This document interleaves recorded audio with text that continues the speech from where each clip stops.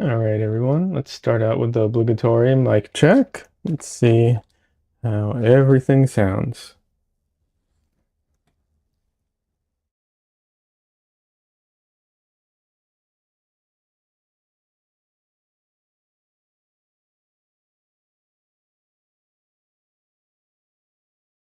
I think that sounds all right.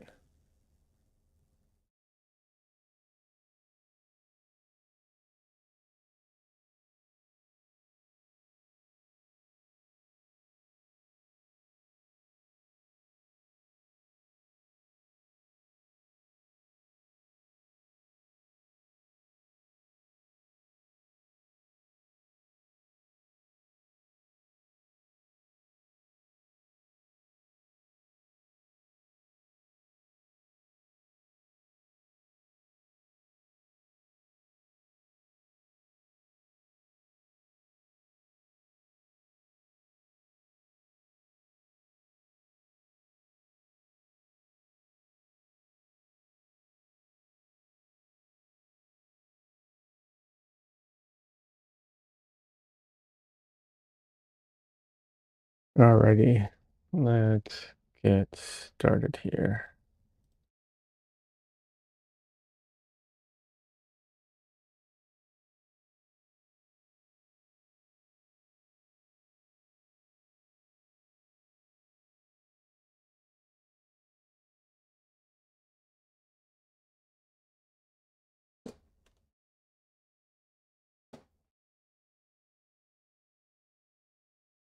Um,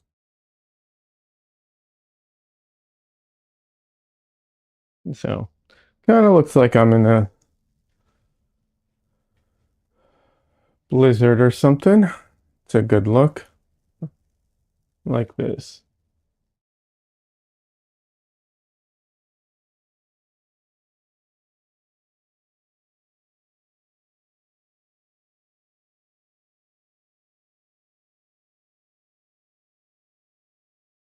There we go.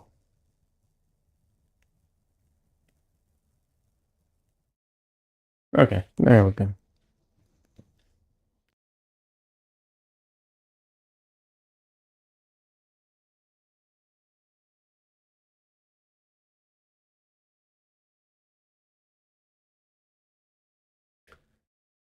Stop shaking so much. Jeez. Camera, stop it. Alrighty. Everything. Okay. Just making sure everything's, all set up properly.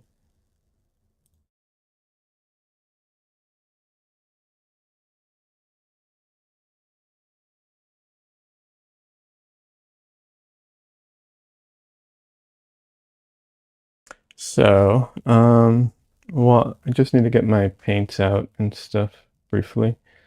But while I'm doing that, I'll just talk about some stuff. Usually people don't show up right away. So having a bit of, whatever preamble. I know a lot of people actually do the start streaming thing for like a lot longer, because people don't usually show up. Some people show up right away, but you know, the the majority or um, a large amount of people don't show up as soon as the stream starts sometimes.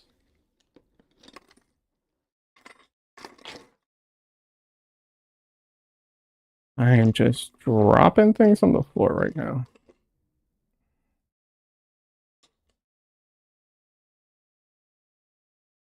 So yeah, so I have just been varnishing and photographing paintings like crazy in the last couple of days because I had a market that uh art fair that I went to yesterday, and some of my older paintings I'd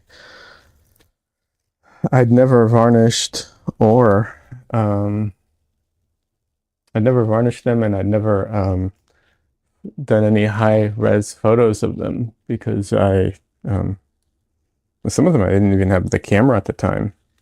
So, there's that. So yeah, so I just was really busy in the last couple days doing that and preparing for the market. Um, the market went well overall. Could have gone better, of course, but my setup was not a disaster, and that's nice. I shared some photos of it in the Discord. But yeah, that's nice. Like, it's great that it wasn't a complete disaster, the setup. I mean, obviously, I think the setup can use refinement.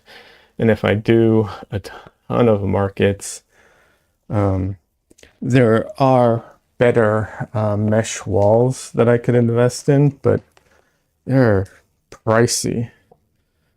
And so, you know, you have to do the calculation sometimes.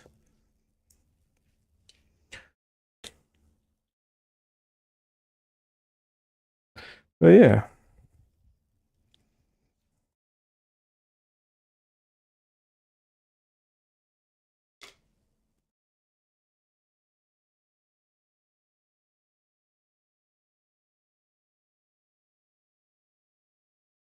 All right, let's see if I'm gonna need to like scrape off all this paint. Some of it I will. All right.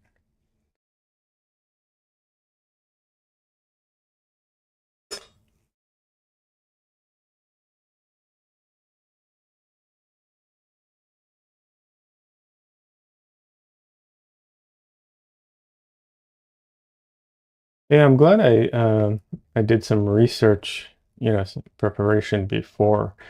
I think that really helped. I still, didn't get everything right, of course, but yeah, that's just the way it is.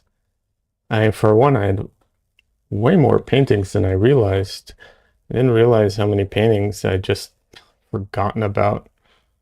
Um, in my like mental checklist of everything. So yeah, I literally couldn't put up all my paintings. I didn't even bring all my paintings, but I couldn't. One of the ones I brought, I couldn't even put them all up because I ran out of hooks. Um, so I mean, I did. For the larger paintings, I used more than one hook. So the fact, but still, um, I was surprised, but it was nice. It was nice to see all the paintings together like that.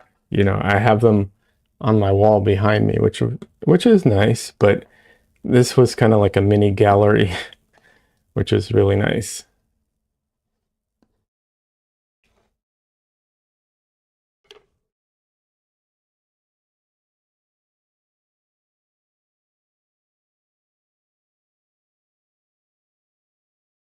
I took some photos that I shared on the Discord, but I also took some like booth shots.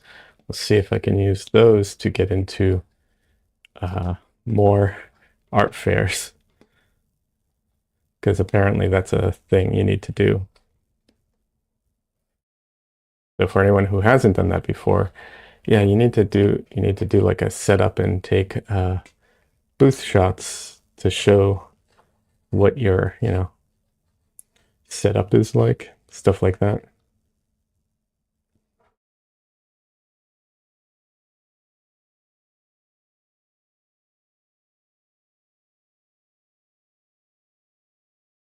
Hey, Des,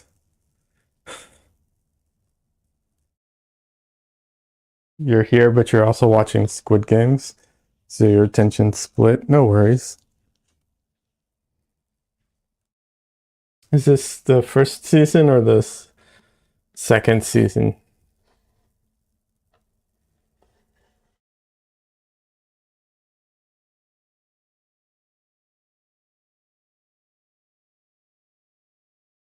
Third. Okay, then.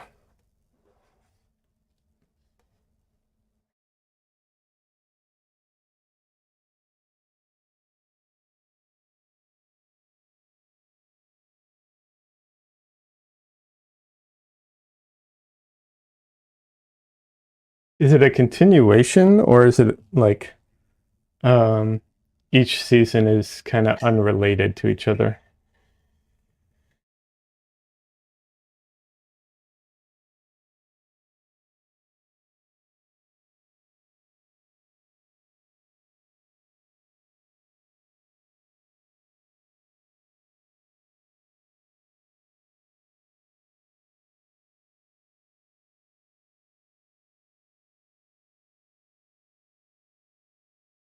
Continuous. Second season was unfinished. Oh, okay.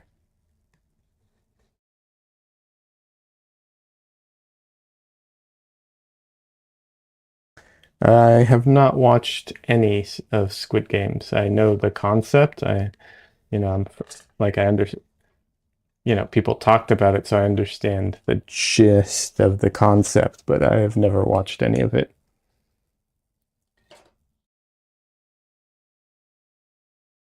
It's so good.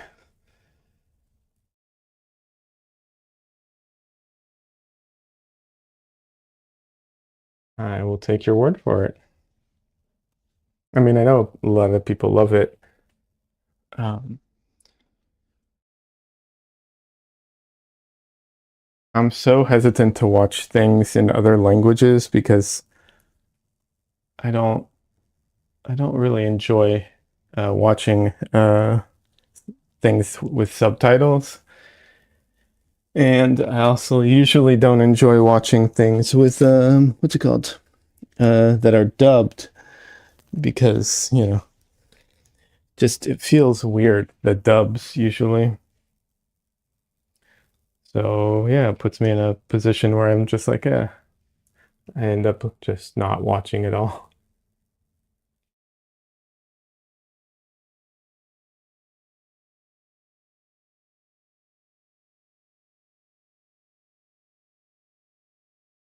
It's a very good dub. Okay. I don't mind, I will say this, I don't mind anime dubbed.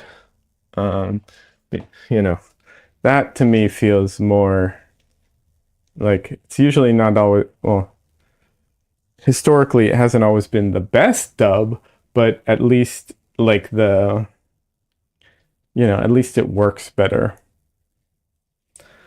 Although that is one of the things that they kind of want to use, that they're looking to use visual effects and, of course, AI, is to uh, do dubs where they fix the mouths to match the dub so that people won't be able, so it won't be as like jarring.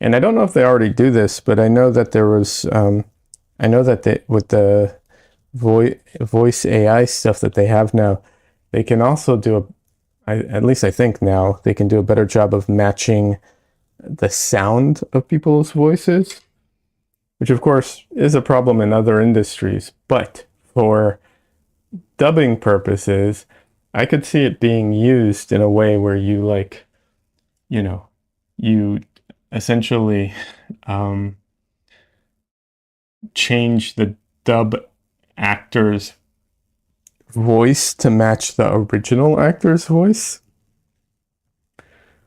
even though it's in a different language. I could see that functioning somehow.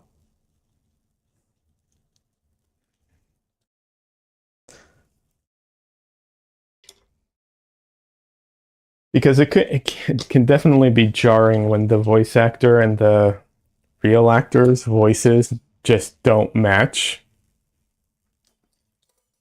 You're like, there's no way that person sounds like that. And of course, there's never a way of knowing for sure because there are some people with some surprising voices out there. But, there's a degree of that, right?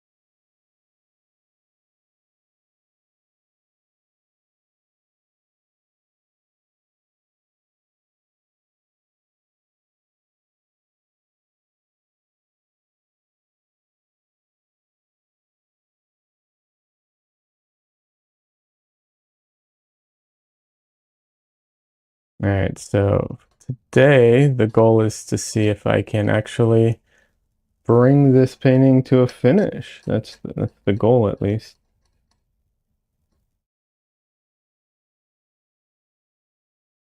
I'm at the stage now where it's very much details, and also there's a stage, there's like some details where it's still super important to get all the placement of everything right. Um, and you need the reference for that, of course. But there's also a stage in the painting where it's like I almost, I don't want to say I stop looking at the reference because I still look at it, but the importance of the reference starts to diminish because I'm at the point where I need to make it, I need to focus less on making it look like the reference and make it look like the painting I want it to be.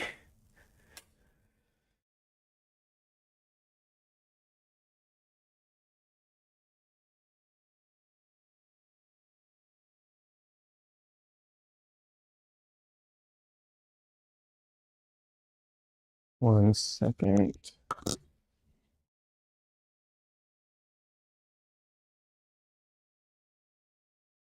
Oh, ah. Um, okay. Hopefully my stream's okay. Everything's still up. Okay. Accident accidentally knocked um my monitor and it turned off, and it, and I have two monitors and that made the other one go crazy. So yeah.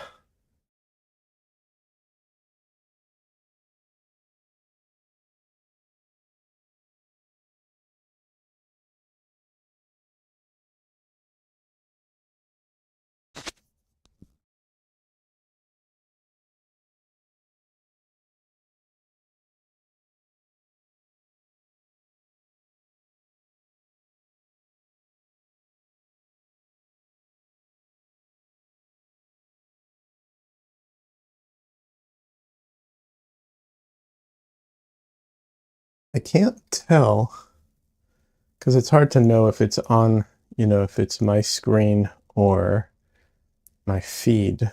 Um, but this is actually a little lighter in the dark areas and it's showing up on screen. I don't know that I can fix it necessarily because of, you know, it's sometimes a little hard, but let's see.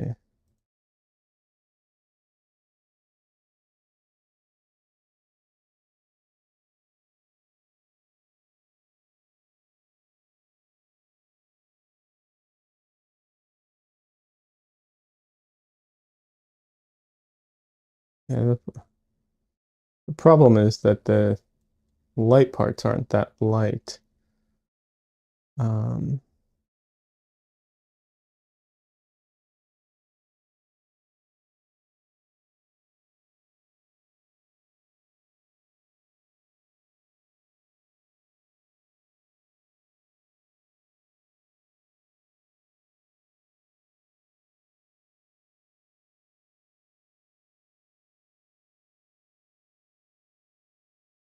let's see real quick if I can. Well, just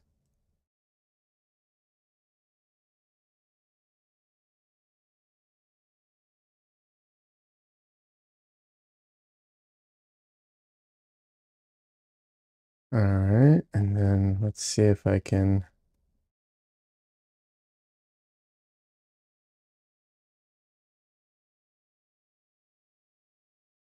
I wish it would allow me to like affect the like shadows and everything separately in a better way.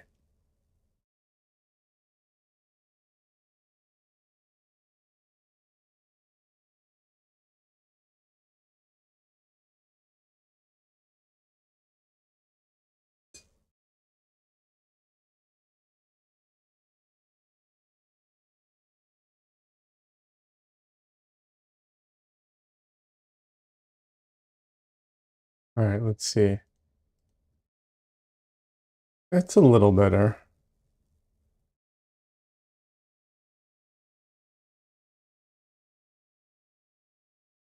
Oh well.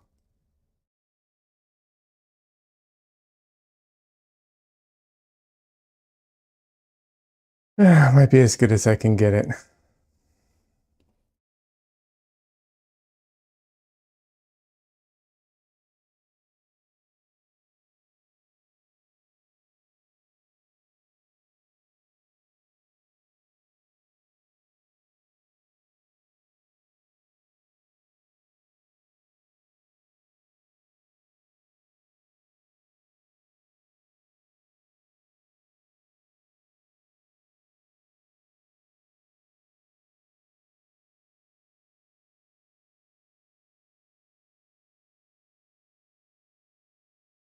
All right, let's see.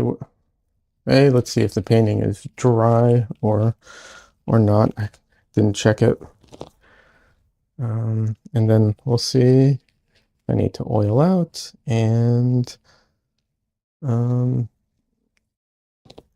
also I guess what areas I can start working on that are like low I was right. Consequences? Is that it? Risk, low risk. I always like to start off with the low risk areas. Um, just to, you know, just in the beginning to warm up kind of thing. If anyone's not familiar with that, it's just the idea that like there are areas that are, I want to say less impactful, but the chances of you getting it wrong are, smaller. And if you do get it wrong, it's also easier to correct. That's the idea of like low risk areas. Some people talk about like high confidence areas. I I don't think they're the same, but there are similarities. But yeah, uh, the basics is just like I haven't warmed up today. I haven't done any drawing or painting at all yet, so that's why.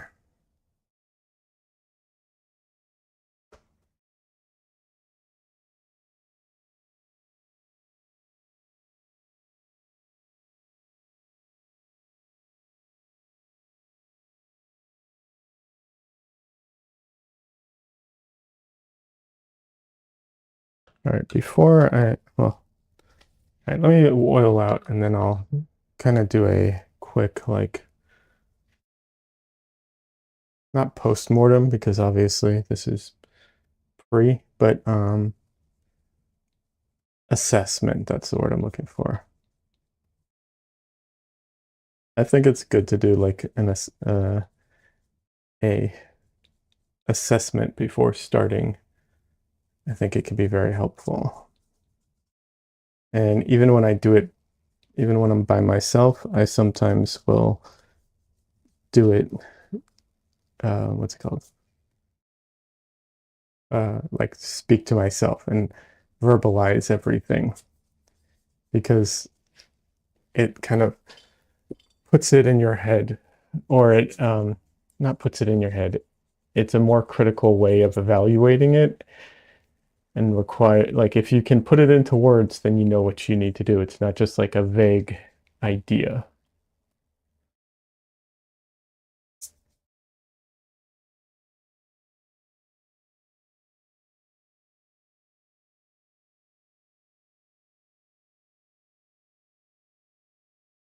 Now I'm just oiling out now with some folio gel.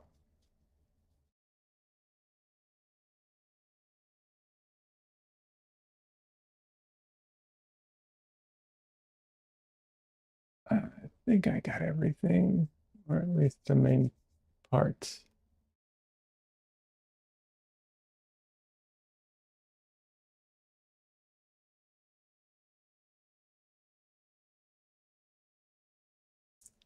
All right.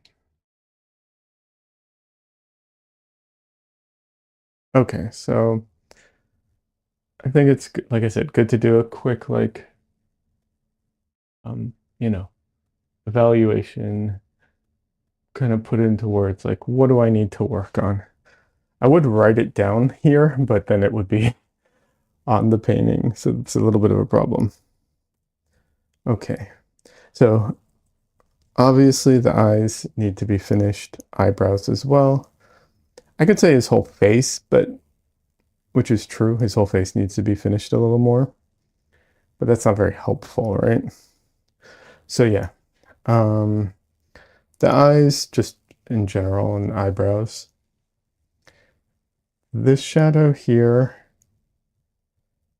the shadow here, and how it travels over the nose needs a bit of work. The nose in general needs work, but what it needs is I need to fix the curve a little, fix the lighting on it a little bit. The light needs to go a little further. And then this part needs to have more of a core shadow here, a little lighter, more saturation.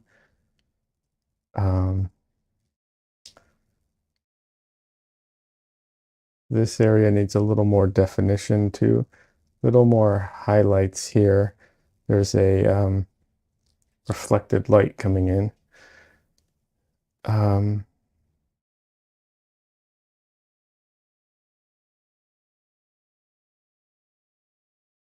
His lips need a little work. I think this line needs to be brought up a little and then down.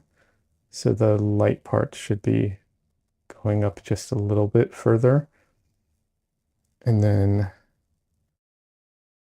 this needs to be lightened up a little, and there needs to be a bit of the drag off here. Red here. Definition here. Definitely need to do more work on his beard. Here too, there's like, there needs to be definition between his beard and his skin here a little bit more. Just a little, not a ton. Highlight more. Highlight more.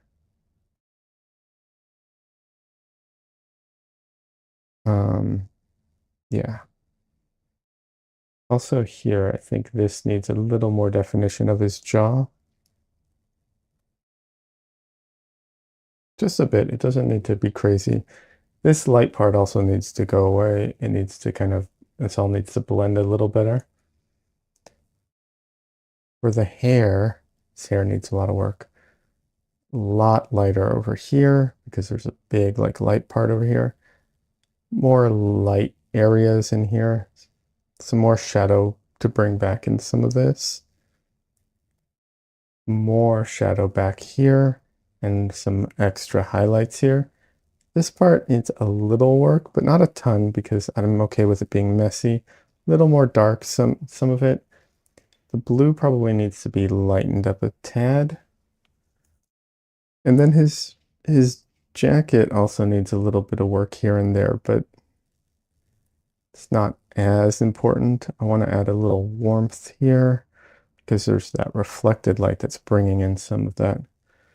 Bit more highlight here, some more highlights, lighter stuff here, just to round it out a little more. And I think this and this line need to be softened. No, this edge needs to be moved. This needs to be softened. This also needs to be cleaned, and this, and then some shadow, some lighter colors in the shadows to give it a little more definition.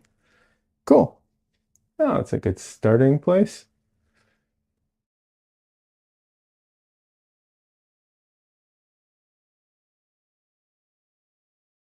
So, like I said, trying to focus on areas of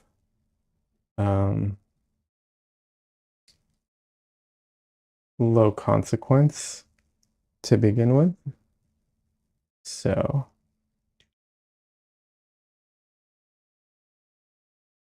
that is way, way too blue for almost anything. Oh yeah, the hat rim needs some work here, but yeah. And the background here also needs some.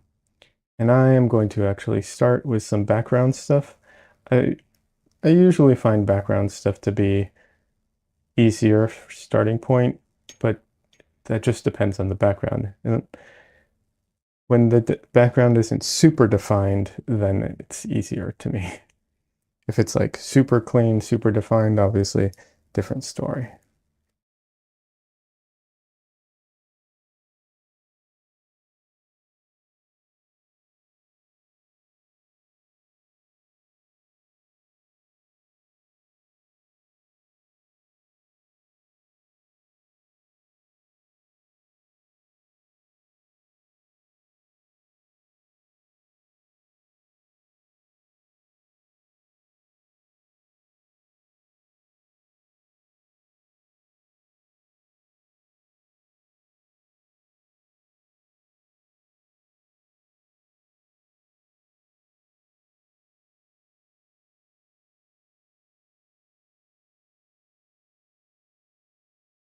So I was talking to another artist at the art fair yesterday.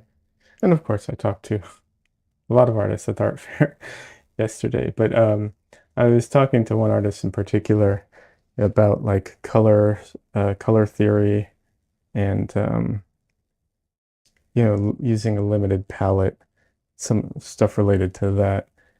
And in this instance, this kind of reminds me about a bit of that, which is I can't quite hit the purple. Wait, is it violet or purple? I always get them confused. I literally always get my violets and purples confused.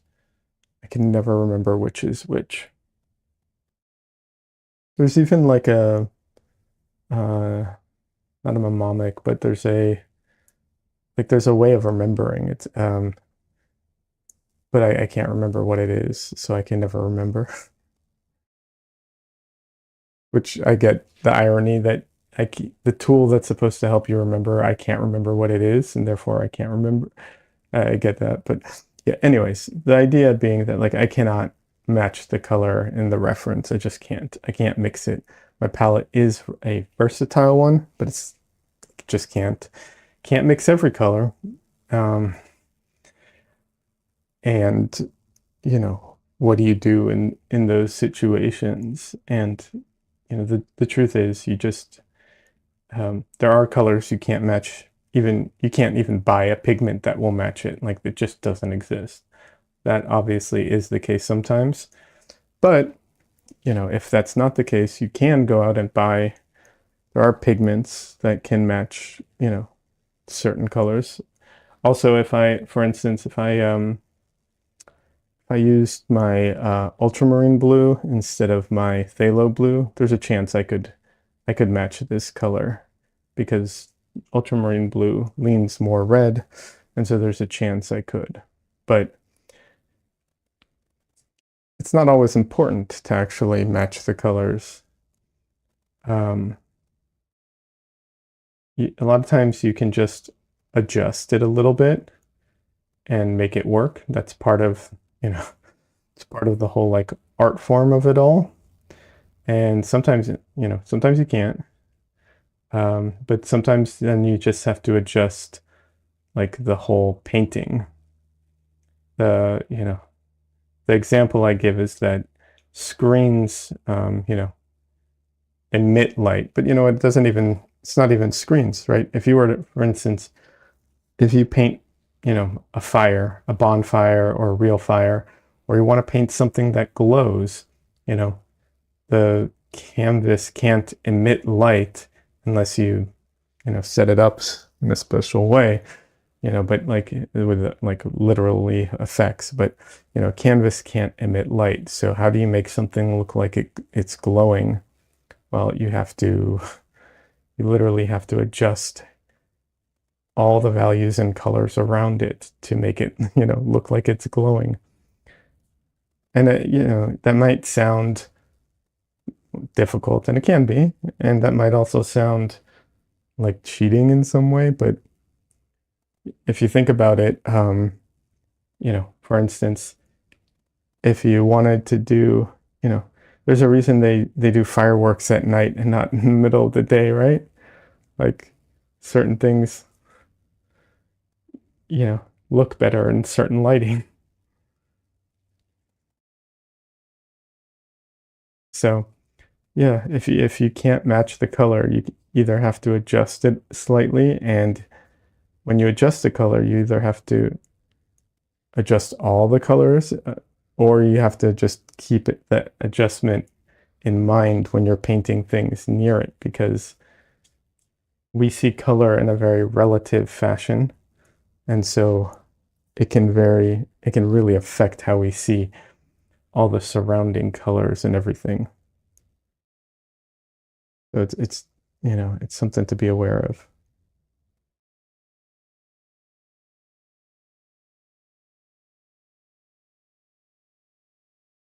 I'm just trying to soften this edge a little bit here.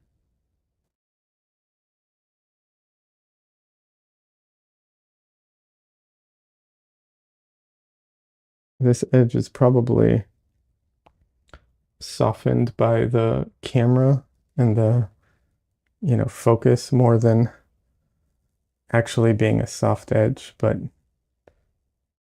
it doesn't need to be a hard edge. Like it doesn't add to the painting to be a hard edge.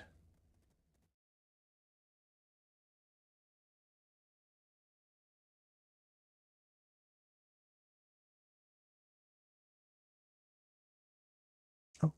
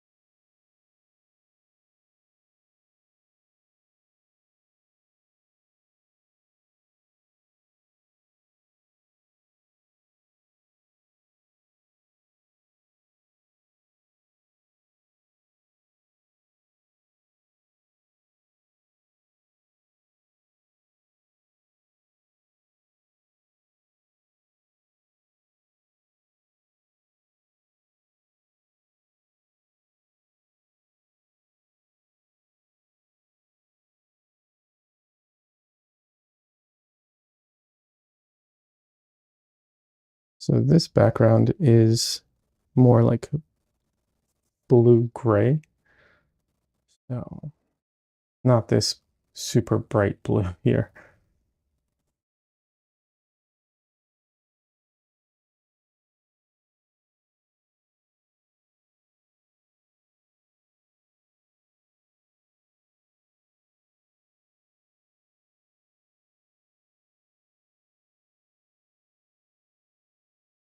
It's I'd say it's mostly gray, but there's just a touch of blue in it.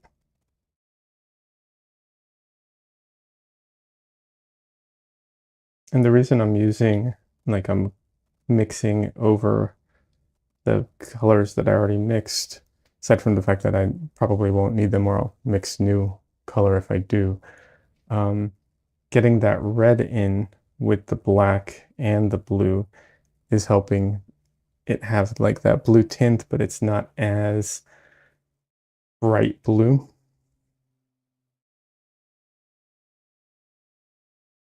which is what I want.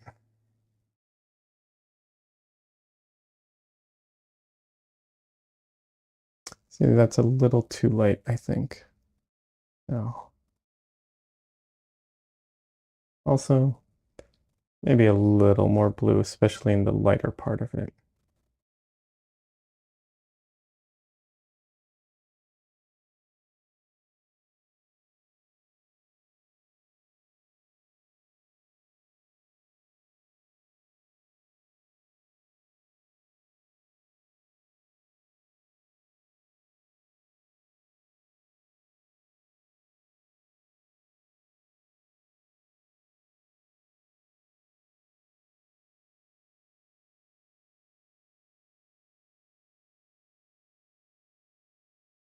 his hair is very curly back there, so there's like there are parts that what's it called? Like gaps where you see through it to the background.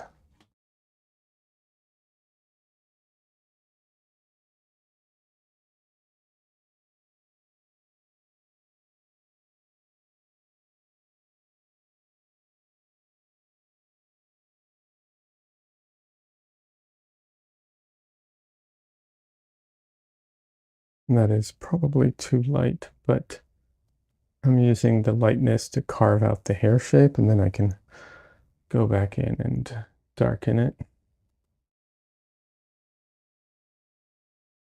because they're very, very close in value.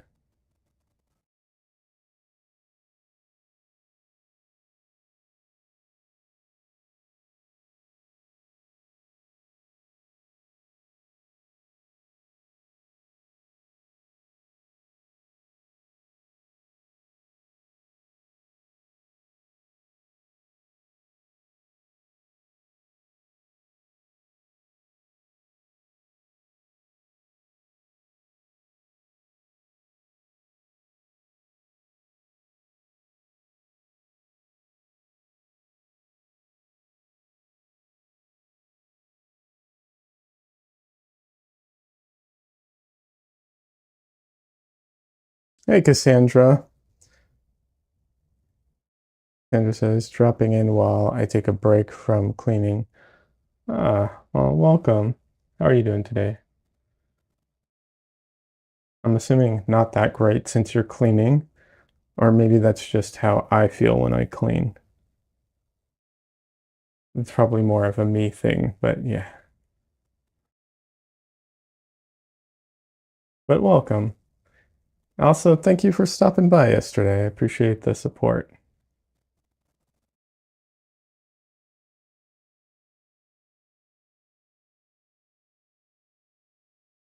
That says, yeah, I was going to say boo cleaning. Yeah.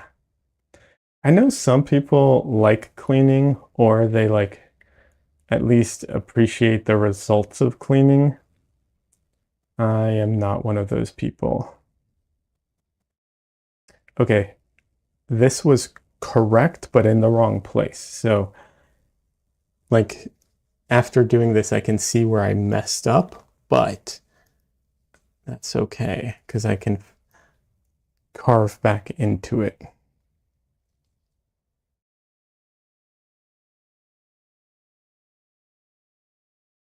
Cassandra says, I mean, I don't love it, but this closet needs cleaning, lol.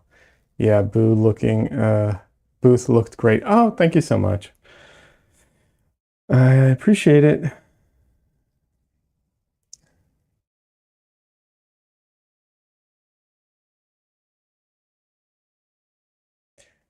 I learned some things yesterday. Like I've gone plein air painting, but before, but I don't know why. I don't know if it was the environment, the booth, or because I wasn't trying to paint what I was like looking at scenery wise. I was trying to paint, from a photo or something. I don't know like what factor it was, but oh my God, I could not see what I was painting half the time. It was crazy.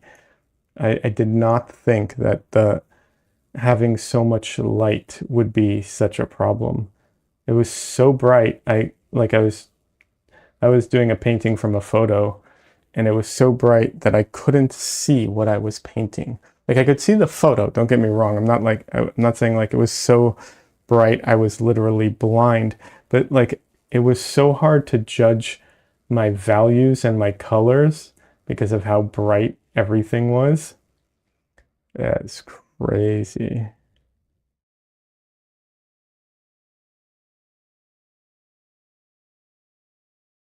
That was a bit of a side note. But yeah, because Cassandra mentioned the booth, and I was painting at my booth, trying to, hoping that it would bring some people in to talk, and it did a little bit.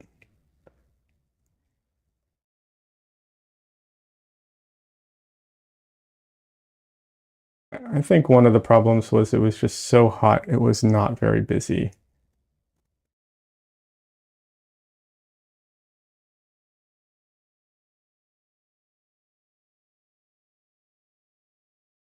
But there's another event in October, but it's a bigger event. It's like 3 days.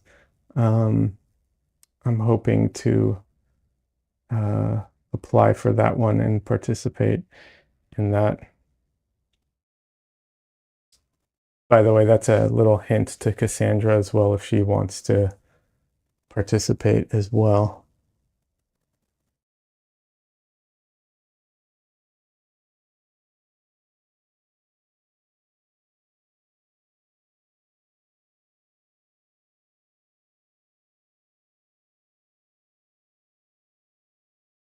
All right, I think those changes really popped the character forward quite a bit, honestly.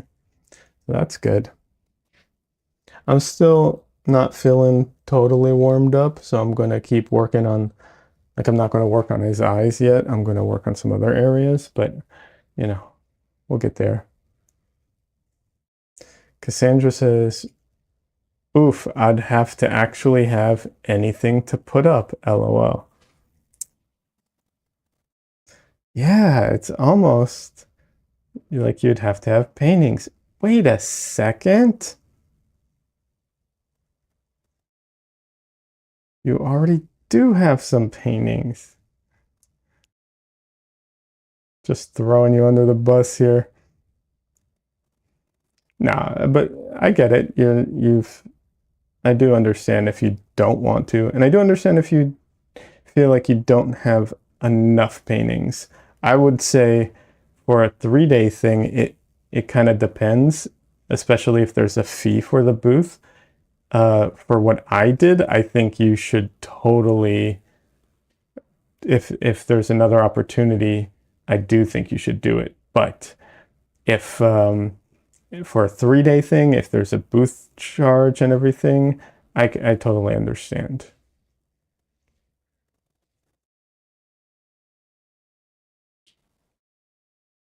But I'm just saying, your paintings are good. There's no reason for you um, not to start, you know?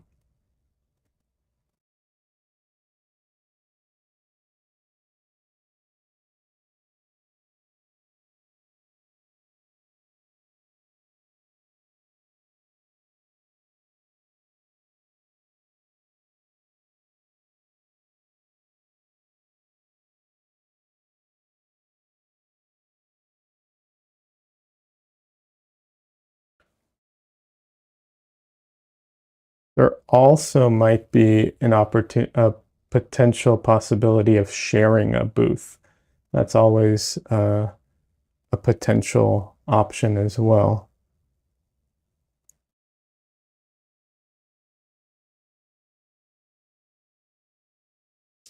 I've got a project I'm working on directly, but maybe after that. Nice. I don't think you shared that with me. I'm curious what you're working on, and if you don't feel comfortable sharing, that's fine. I understand sometimes talking about things kind of takes the wind out of the sails kind of thing. It's like you talk about it so much, it's like you just want to focus on doing it more than talking about it, which I do get.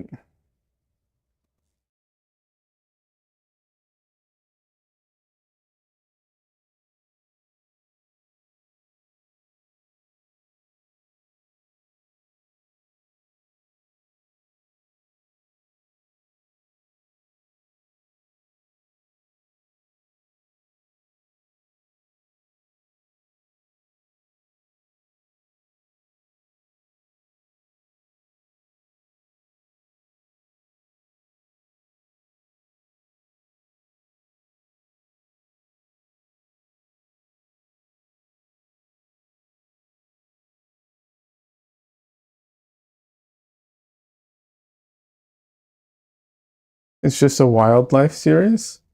Hey, those would sell. Those would sell a lot better than portraits, honestly. That's the thing. Portraits honestly don't sell well. It's um something I need to kind of address in some manner. because yeah, portraits are known to be difficult sales wise.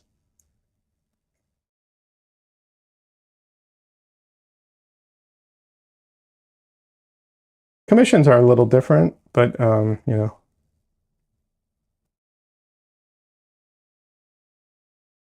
but as far as like just selling paintings, yeah. But wildlife, people love that.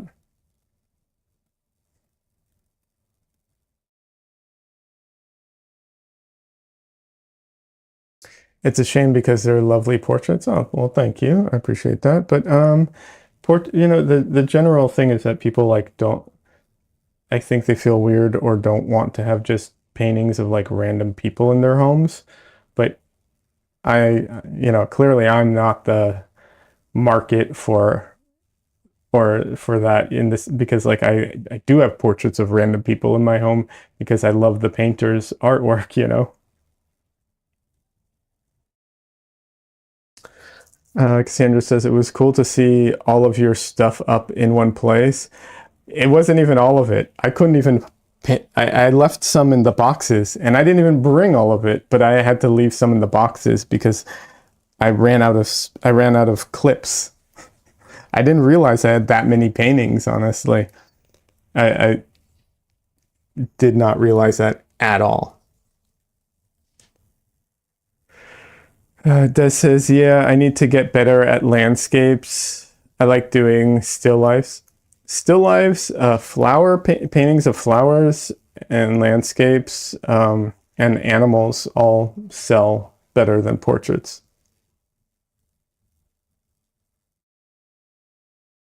Like as a general concept, of course, you know.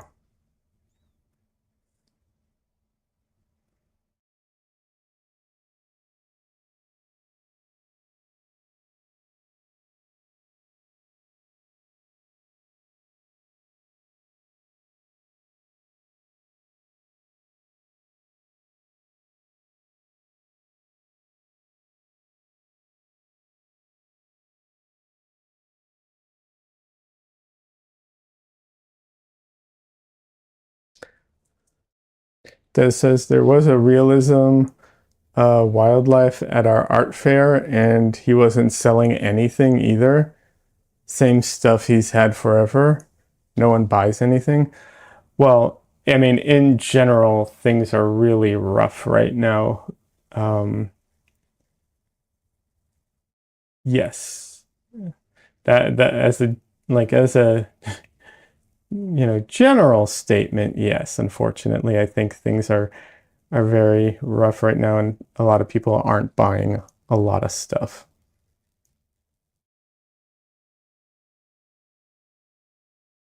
Not that I want to be all doom and gloom. I'm just, you know, saying it can be difficult. But when I was tabling at Comic-Con, so I had a table at Comic-Con in Artist Alley, and the guy who was next to me, his name's Kieran Grant.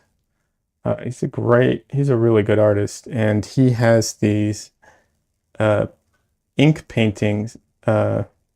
Yeah, I'd say ink paintings or ink drawings. They're like drip ink drawings of different animals. And oh my God, those were selling like crazy. Don't get me wrong, he's a great artist. I'm not trying to say like, oh, those sold because of the subject only. No, not at all. He's a really good artist, really nice guy too. But and his style is, you know, really cool. But they're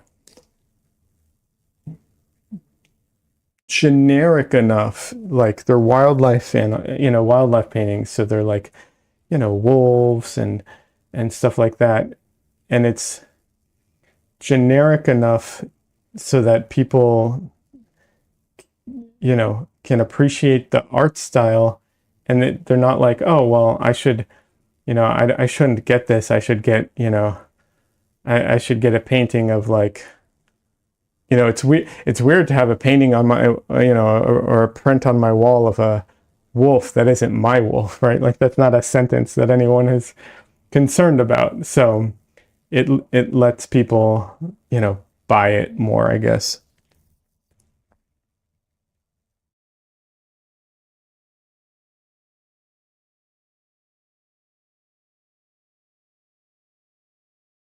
Like I think people also don't buy like what would be considered pet portraits of animals that aren't their own.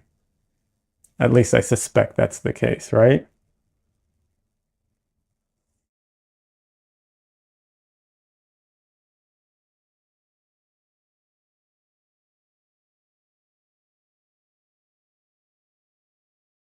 But if you do a painting of a cat playing and it's, you know, generic enough, or it doesn't look like a pet portrait, or it's a tiger instead of a cat, well then, people probably feel more comfortable buying that.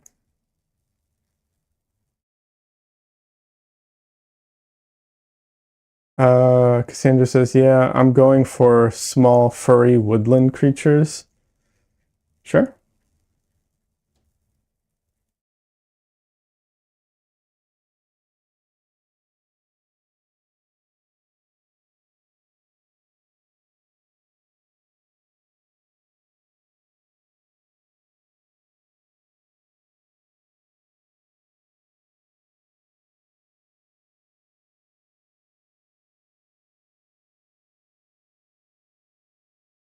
There, I mean, there's all kinds of stuff, that any one of us can do that, what's it called?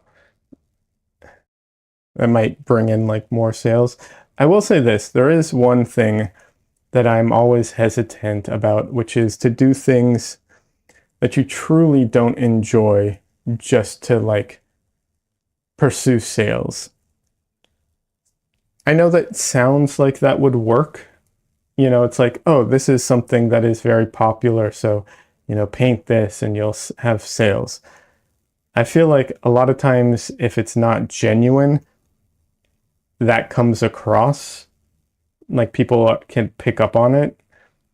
Um, and uh, so I think it usually isn't successful.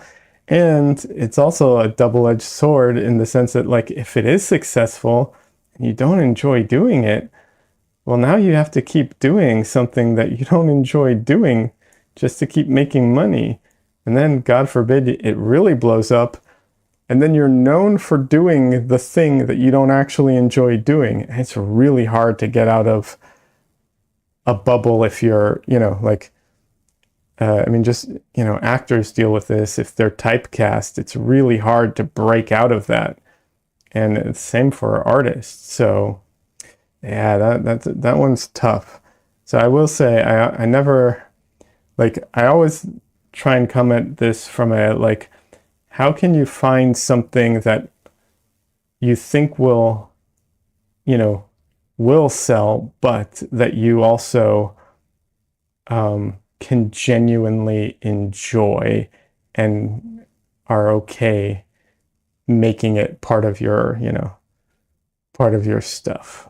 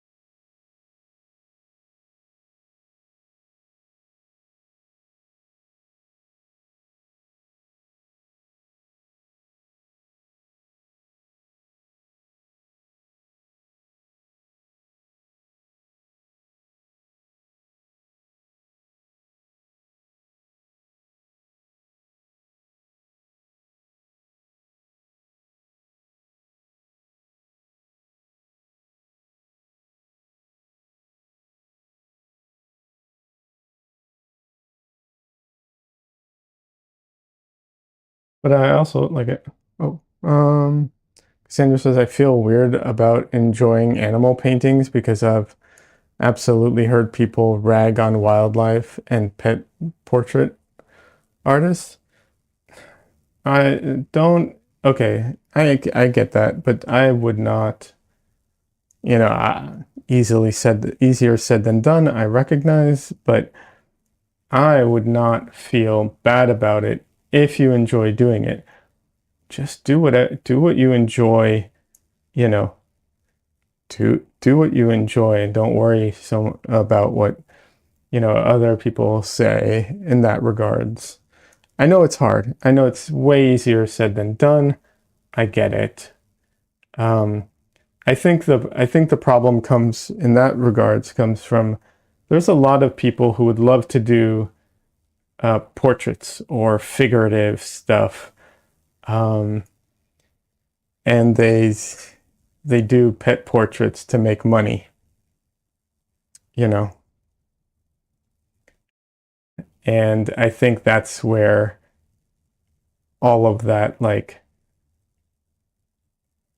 you know, ragging on pet portrait artists and so on comes from. I wouldn't pay any attention to it though. If you like doing pet portraits, if you like painting animals, paint animals.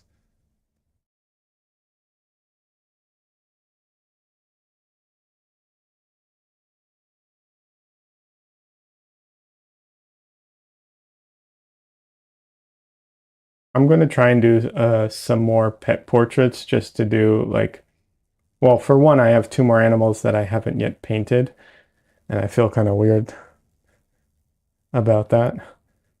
Like,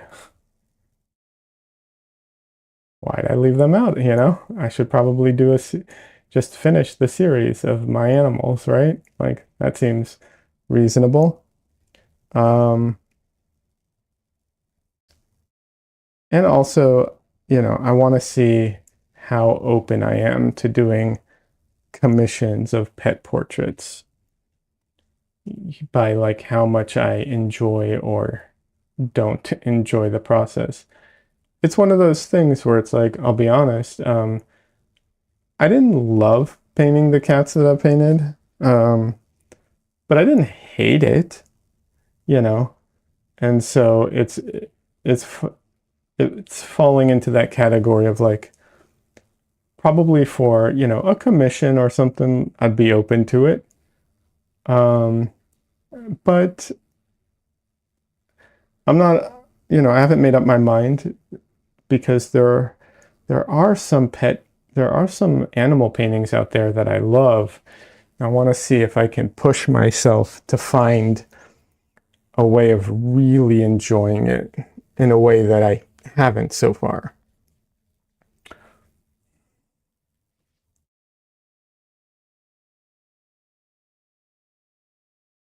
Also, this is a separate thing, but like when I did my first floral painting, I did not expect it to be as difficult as it was.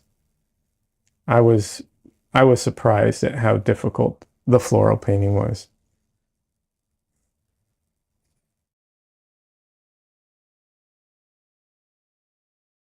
And so, some people don't, I'm not saying that like I used to mock painters who did floral paintings. That's not where I'm going with it. But the fact that I didn't realize how difficult it was, I could see how other artists could feel the same way and then be very dismissive of it.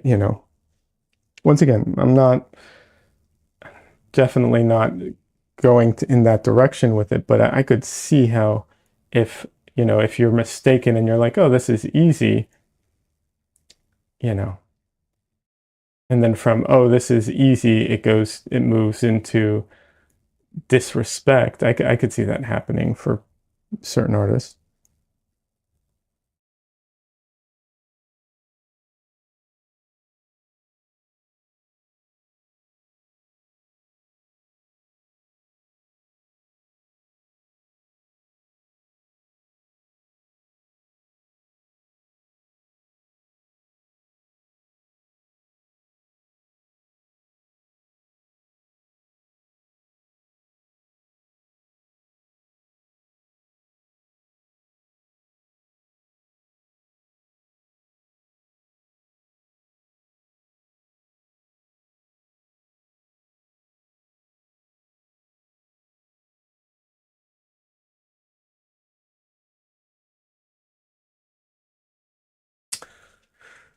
Cassandra says, when I was in school for photography, the way the teachers spoke about wedding photographers was wild.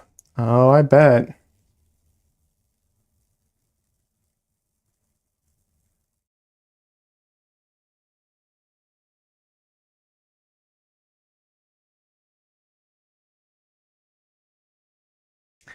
It's especially wild coming from uh, teachers, uh, because while no disrespect to teachers, teachers, oh man, a good teacher is amazing, but you know, at the same time,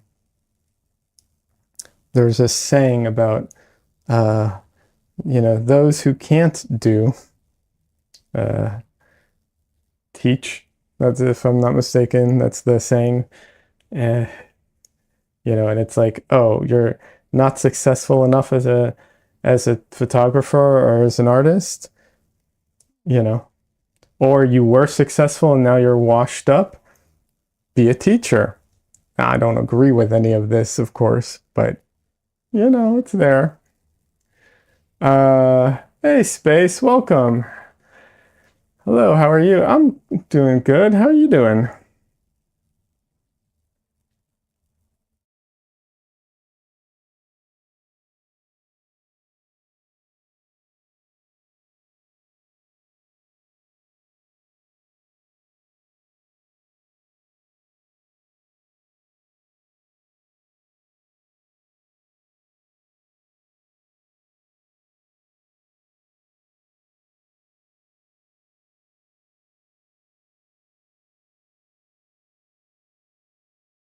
Doing great. Glad you're good. Yeah.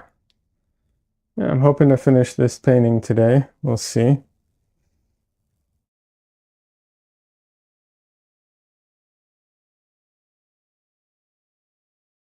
And we're just talking about, well, honestly, right now we're talking about doing different types of artwork and what different types of artwork tend to sell versus others.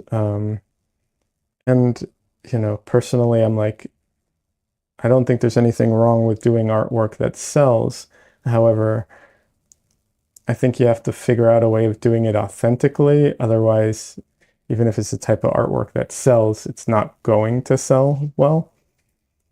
Um, and if it does, it's kind of a, a bad thing as well. So, uh, yeah, just talking about that in general.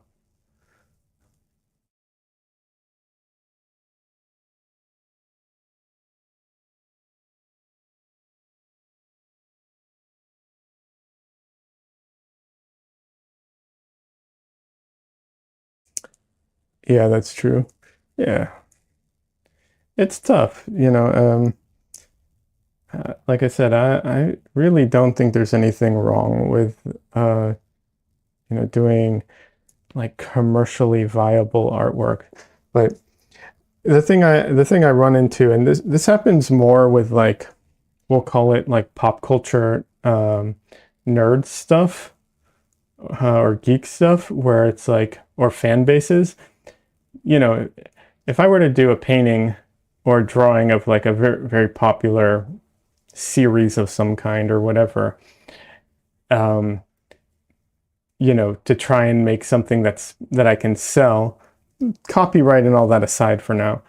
The problem is that if it's not authentic, and I'm not a fan of this stuff, I'm not going to do a good job of representing it because I won't know all the nuances. I won't know the backstories. I won't know the flavor of things. There's so much that I will be lacking that I feel like it comes across and people pick up on it. Even if they don't understand why, they pick up on it. Um, and then the other thing I was saying is that, like, if you do decide to make some type of art to sell just to like chase sales, you know, um, you're also spending a lot of time doing something that you, in theory, don't even enjoy as much. And then if it does succeed, then you're stuck being the person who does this artwork that you don't even enjoy. Like if I, for instance, if I started doing like religious, you know, religious icon, artwork that has like, all kinds of religious stuff in it. I'm not a religious person. I'm not going to do a good job of like, representing anything, because I'm not a religious person. It doesn't affect me the same way. So I'm not going to know how to paint things in a way that would affect someone who is.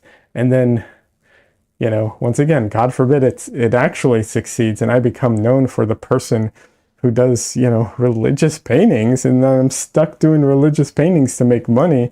That would be awful.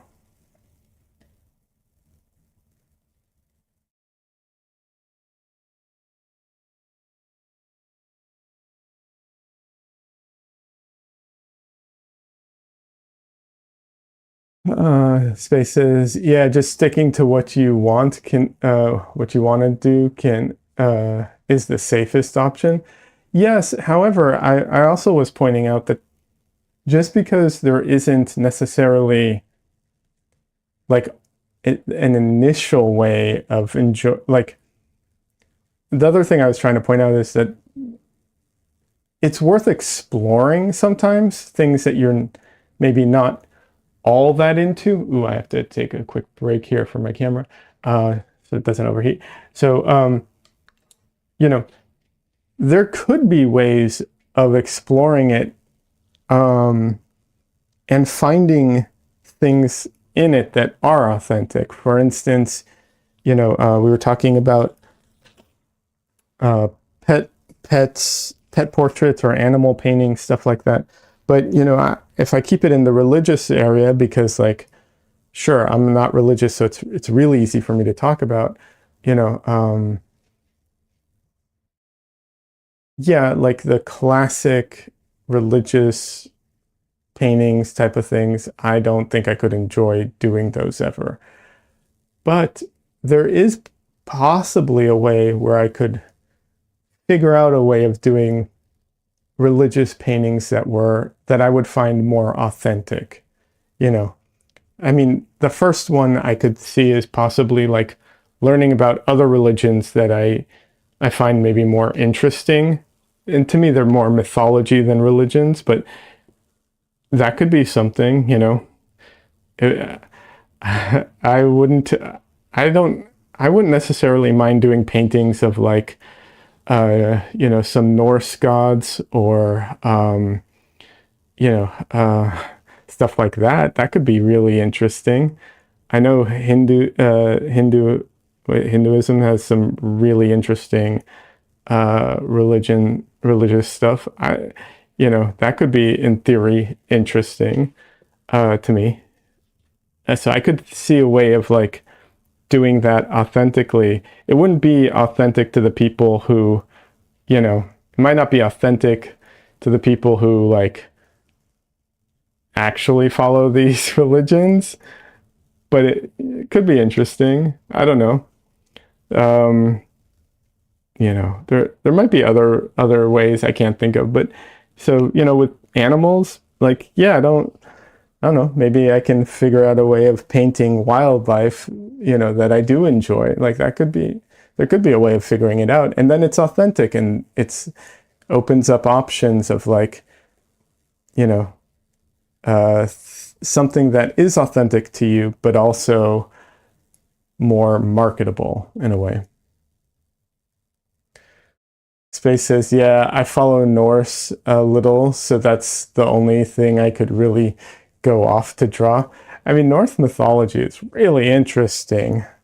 Obviously, I know some of it from like I know a lot of it from pop culture and stuff like that. But if I've also read some stories and watched some things about like some of the like the real original stuff, and it's interesting. I do find it interesting.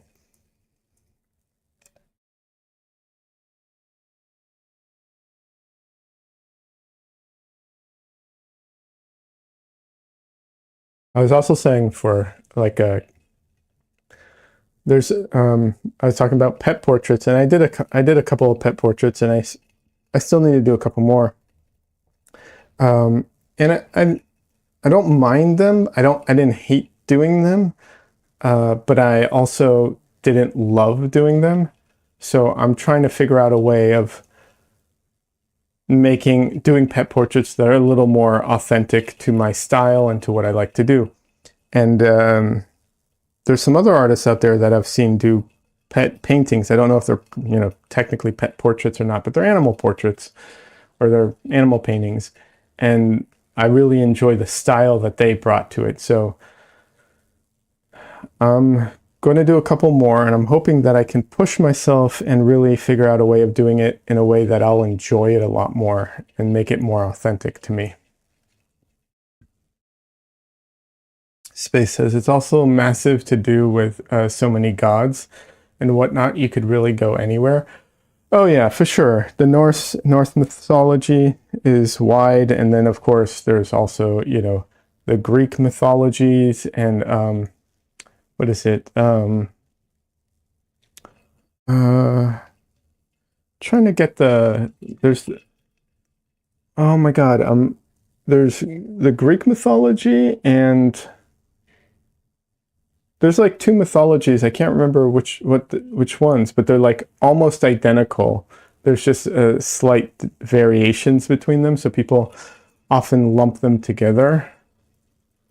But it's like the Greek mythology and the I can't remember.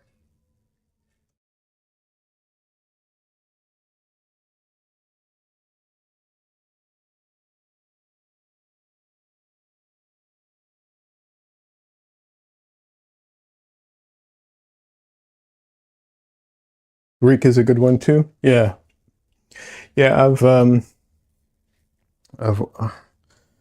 I've worked on a few things regarding the Greek mythology. Well, wait a second. Yeah, I worked on a couple projects relating to it. So yeah.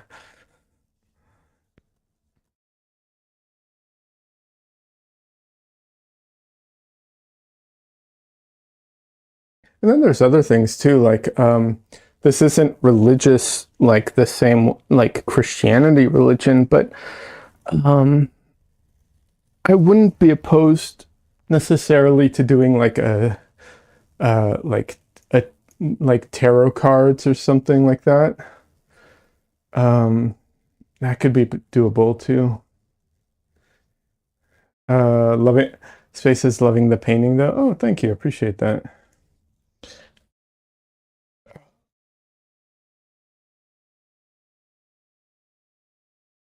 Well, only thing with tarot cards is every time I even think about doing like a deck of tarot cards, um, it's such a daunting task to do. There's so many cards. Um, and I know that by the time I finish it, I'm going to want to go back and redo some of the earlier ones. So I don't know. I don't know if I could ever do a tarot card deck. It's so much work. The cards would be cool, or just a few of them.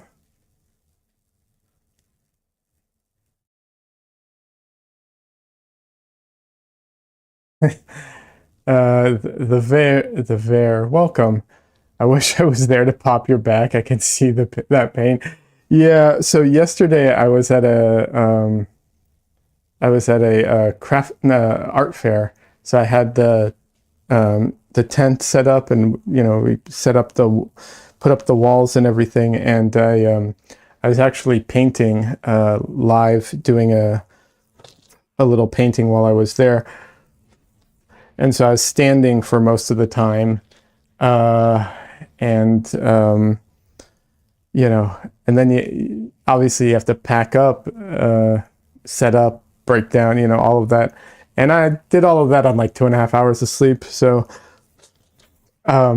it kind of wore me out. And so I'm feeling it today, like everything's sore today. Yeah, definitely feeling it. How are you doing today, by the way? And welcome. Uh, welcome. And also, something I usually ask people when they come in is, are you an artist? Because it's a night, like 90% of the people who come in are artists. If you're not, you're still welcome. I always welcome people who aren't artists, who don't, who don't do art. Um, but, you know, I also, I also like to ask because it's generally a good chance.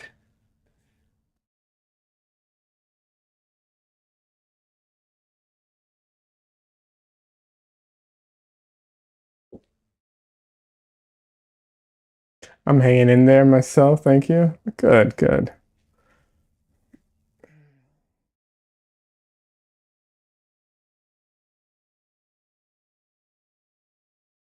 Yeah,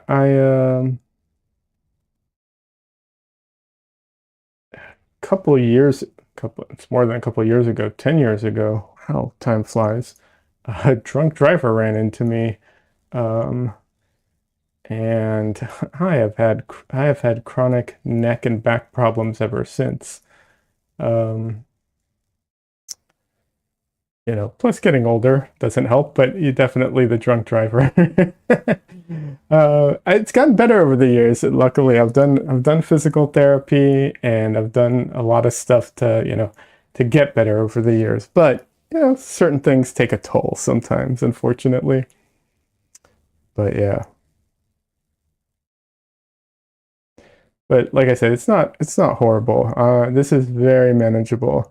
I used to suffer from like horrible migraines from my neck, and that is significantly decreased over the years. So this is, you know, annoying, but not a big deal, luckily.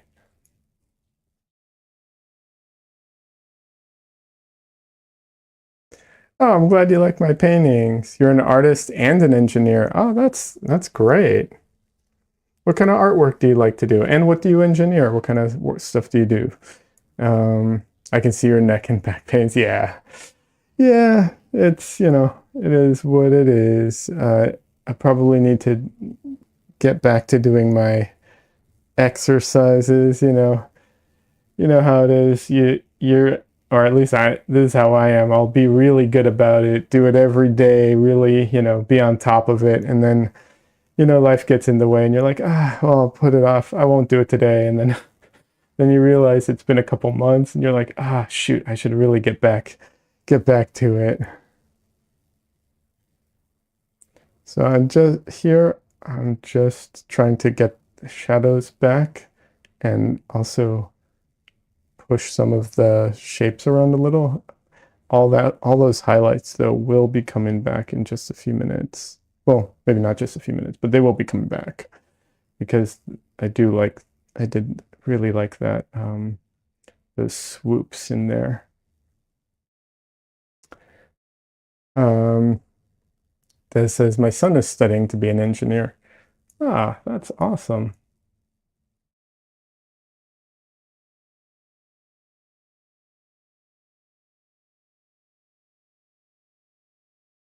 I don't know if this qualifies as like stuff for an engineer, but I do love how like I do find things like the way things are built, and constructed and like how things work. I find all of that stuff very interesting.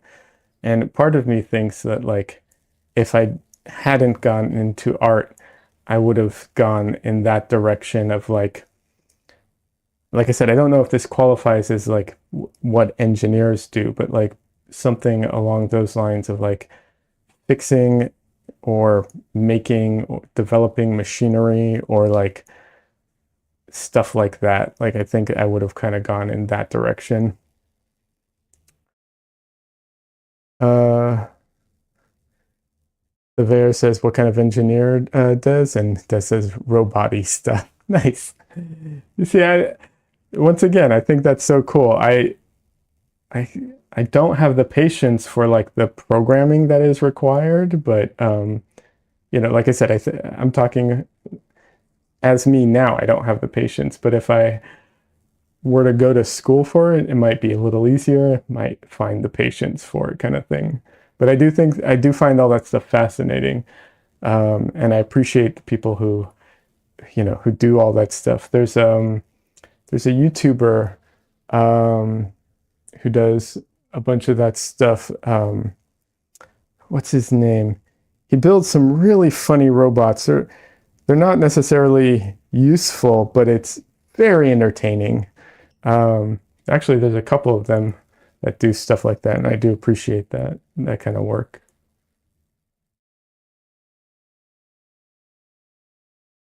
Des says he has a placement right now dealing with lenses. Interesting.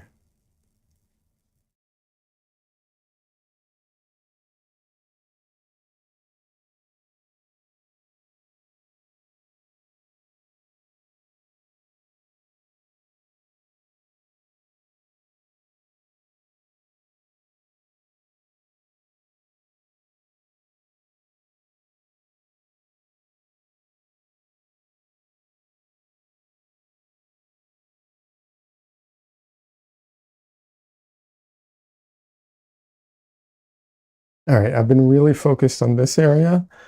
So to kind of keep things a little more balanced, I'm going to focus on that for a little bit.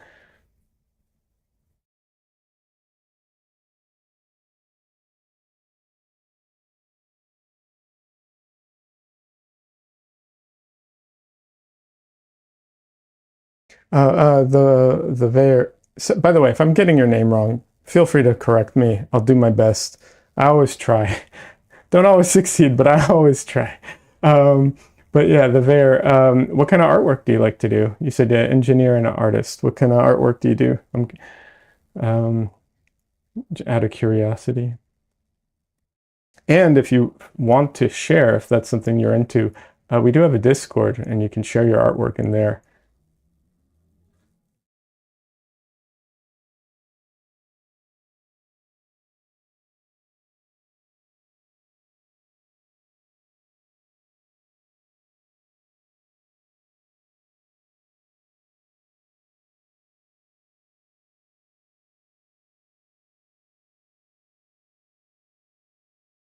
Oh yeah, you can as long as it's TOS friendly, you can share links on in Twitch. I forget that because YouTube is will not let you share links.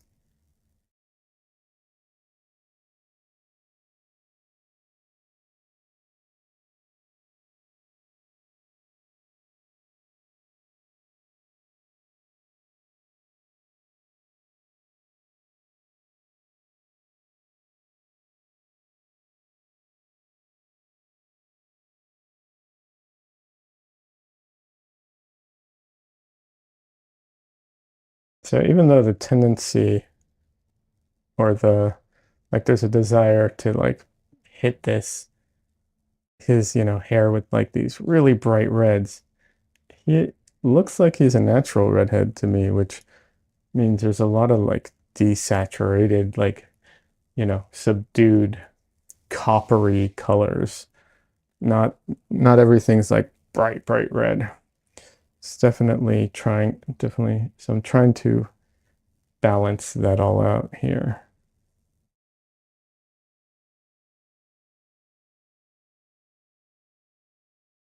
Also, this is definitely not the highlights yet. Like this is the like mid to dark areas right now because I will be layering it basically.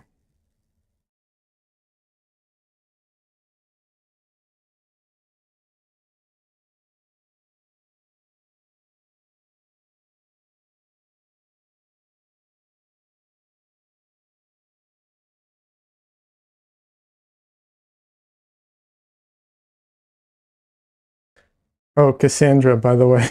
So Cassandra lent me her it's not a GoPro. It's a um I don't remember what kind of camera it is. It's a little camera. Can't remember the name of it right now. Anyway, she lent it to me to use at the art fair. I did not end up using it for numerous reasons. But yeah, uh, did I? Oh, Cassandra asked if I got it to work. I didn't even get around to trying to get it to work because, so one of the things that happened was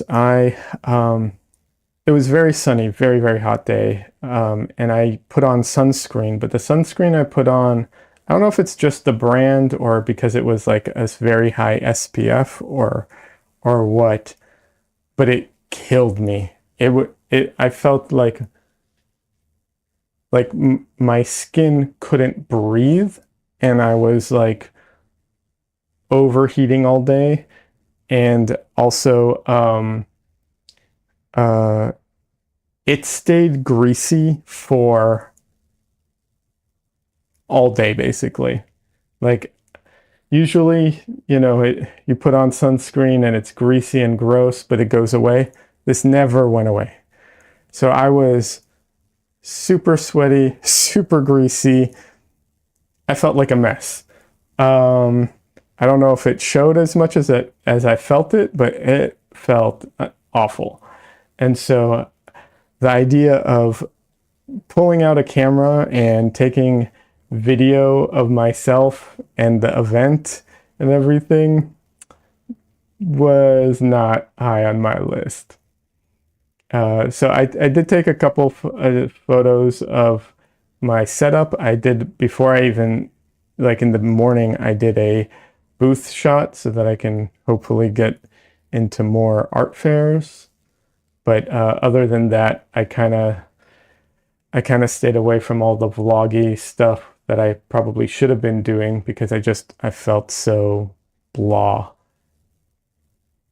And I was, like I said, I was on very little sleep and just also I felt so gross and blah that I like just talking to people, trying to be friendly and trying to paint was kind of my limit of, what I could pull off that day. Nil Nilly Niller? Is it Nillier? Art? I'm not sure how to pronounce that. But Nilly, okay, Nilly Art, welcome. Hi, hello, welcome. Oh, what materials are you using? I'm using oil paints. These are, yeah, oil paints. Um, what kind of materials do you like to use?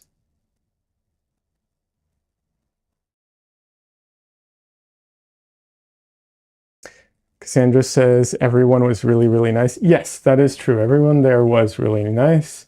I did appreciate that. I, like I said, I probably should have vlogged or tried to, but I just felt horrendous. So I could not bring myself to do that. Uh, ooh, two chats. That's neat. Yes, so I have two chats. One is on YouTube, one on Twitch. So I'm not talking to ghosts. You know, and you are welcome to pick whichever one you prefer. Um, you know, I get it. Some people prefer one over the other, which I totally understand. Um, Nilly says I'm more of a gouache person. Nice. I liked gouache a lot. I do prefer oils, but I do like gouache. I've used it in the past. Um, do you use acrylic gouache or traditional gouache?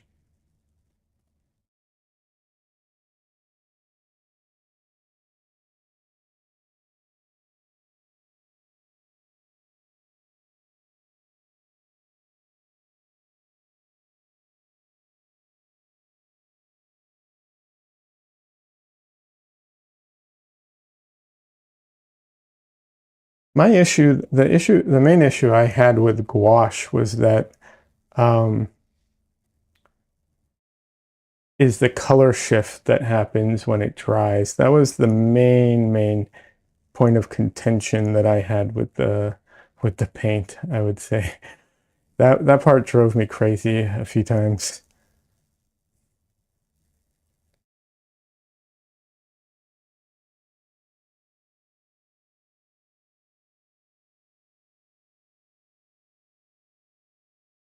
Yes, no, hold on. Nilly says, I'm a fake artist. It comes in little boxes. Nothing wrong with that. That doesn't make you a fake artist. Are you saying because you don't know the difference between acrylic gouache and regular gouache? There's no problem with that. You don't, you're talking about you're talking about are you talking about the Himi? Is it the Himi, the little jelly ones? Is that those are the ones you have? Yeah, that's cool. Yeah, they're really neat. I never used them. I never got a chance to, but they look really nice. I don't think they would work for my personal like style and workflow, but yeah, absolutely nothing wrong with those. Yeah, the Himi, nice.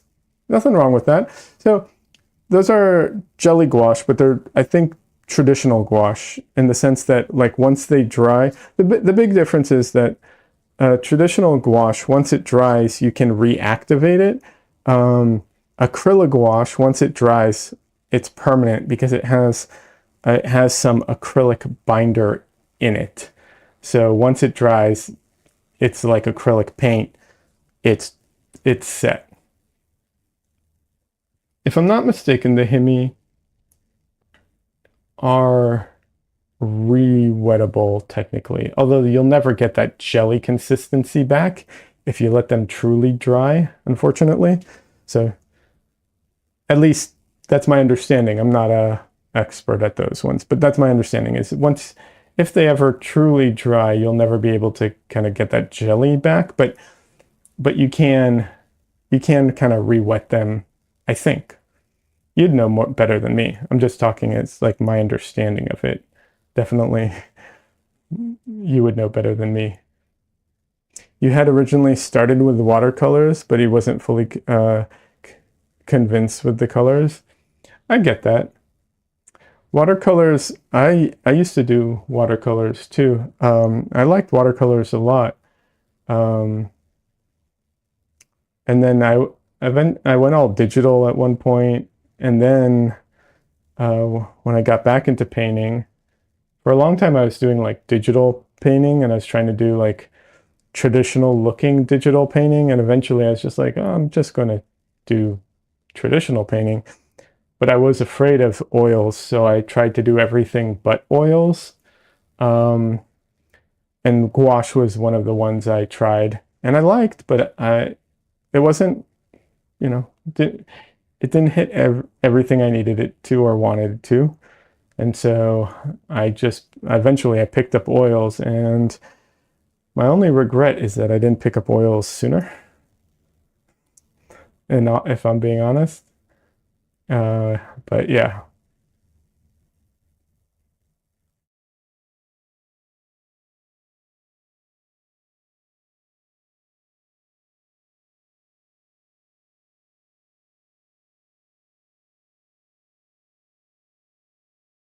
you find oils a bit scary too. Yeah, I know a lot of people do, and I'll be honest, like I said, I did too, and I find that really unfortunate for myself and for others because I don't now that I'm into oils, they're not scary at all. Obviously, once you're used to something, it's not as scary. I get that, but the reality is that oils aren't scary, and they're pretty they're pretty forgiving. They're one of the most like forgiving paints out there. There's only a few types of artwork that I would probably push people away from oils because there are definitely, everything has its advantages and disadvantages. Um, there are definitely some types of art that I would push people away from oils to gouache or acrylic or digital or something else, but very few. It's very, very, very like niche specific things that says you can just paint over it. Watercolors are scary. Yeah, watercolors are way more scary in all honesty. In oil paints, you can just, Des is right, you can just paint over it if it ever gets to that point, because you can also, if it's early enough, you can just wipe it all off. So, you know, um, yeah, it's really easy.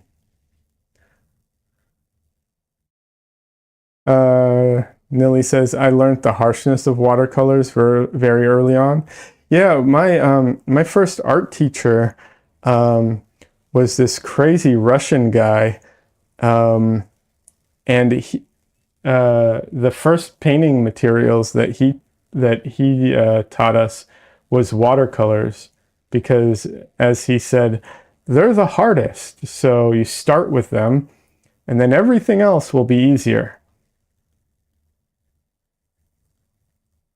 Not sure that I agree with that teaching technique, but he is right to a degree.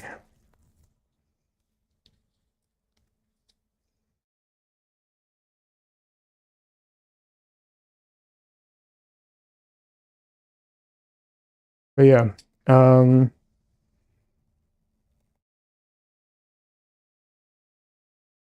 it did make color picking easier. That's good. See, the problem in just understanding color theory, in my opinion. Oh, good. I'm glad. I'm glad that's been your experience with it. Absolutely. Um, for me, the thing that when I went back to watercolor, because I did a painting in watercolor uh, like a year ago or something like that, and the part I found frustrating was the way that like color mixing works in watercolors, because the what you see on the palette isn't even close to what the color will look like on paper. So you have to have like, you have to have all these like what's it called, test sheets of paper everywhere and all of that. And that part I struggled with. That was something that I did not appreciate going back to watercolors. Neely says, but as I said, I'm a fake artist. I wish I could study art better in my free time. Oh, school. Oh, shoot, be right back. They're calling me over to eat. No worries. Enjoy your food. Um, yeah, YouTube has a lot of resources. Also, the Discord. If you join the Discord, you can ask. If you have any questions, people are always happy to help in the Discord too. So, if that's something you're into, jump into the Discord, and also YouTube. Yeah, absolutely. Really, Neely says, I really like your art, your style, colors, and energy. Oh, thank you very much. I'm glad you do.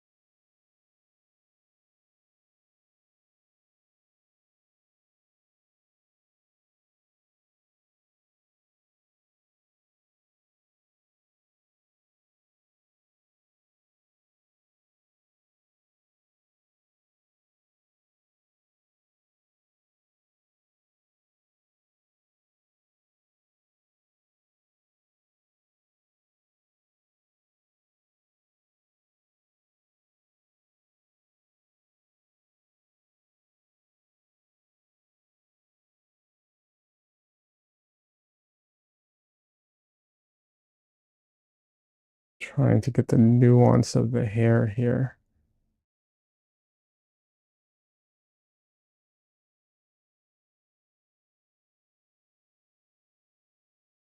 This is all like set up because I'm definitely going to go brighter with it. I'm just trying to like, the goal is to set up the layers so that I put like the dark areas, I get all the, all the dark colors down and all the shapes down. And then I go in at the end with the brighter colors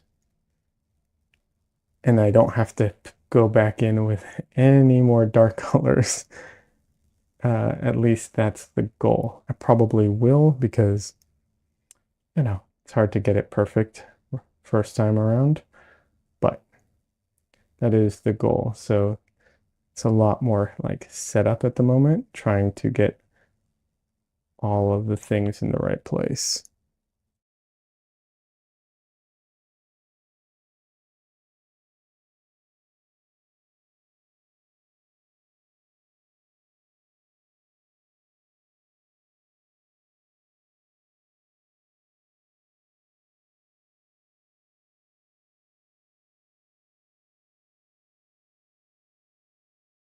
And if anyone saw me go into the black that has some blue in it, the coolness of the blue will help contrast because right now all of these areas are very tight in value, so that coolness will help a bit.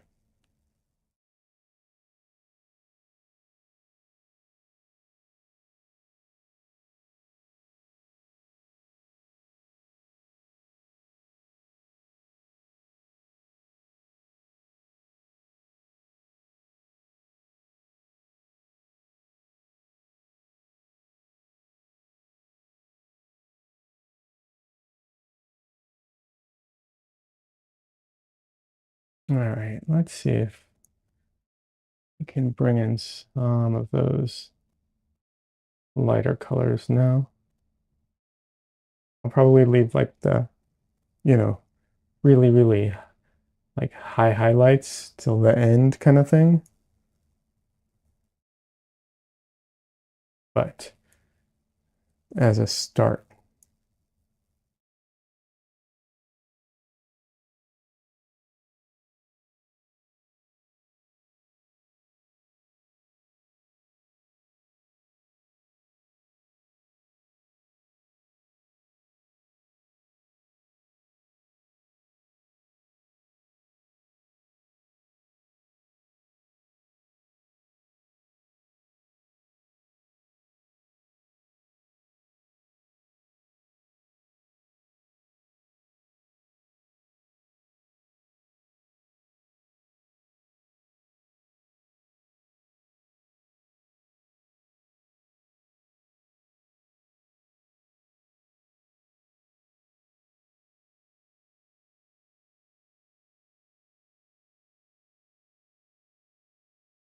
also I meant to say this earlier before Nilly left, and I wish I'd gotten around to it while they were here. I don't know if they'll watch the replay or not, but for anyone out there who's like, I'm a fake artist, don't say that. If you make art, you're a real artist. If you don't make art at the moment, but you used to make art, you're on a break, but you can still be an artist. Um, I just, people are too harsh on themselves in that area. And I want people to, you know, to embrace being an artist. It's not, um, you don't have to be a certain degree of success in order to be a real artist.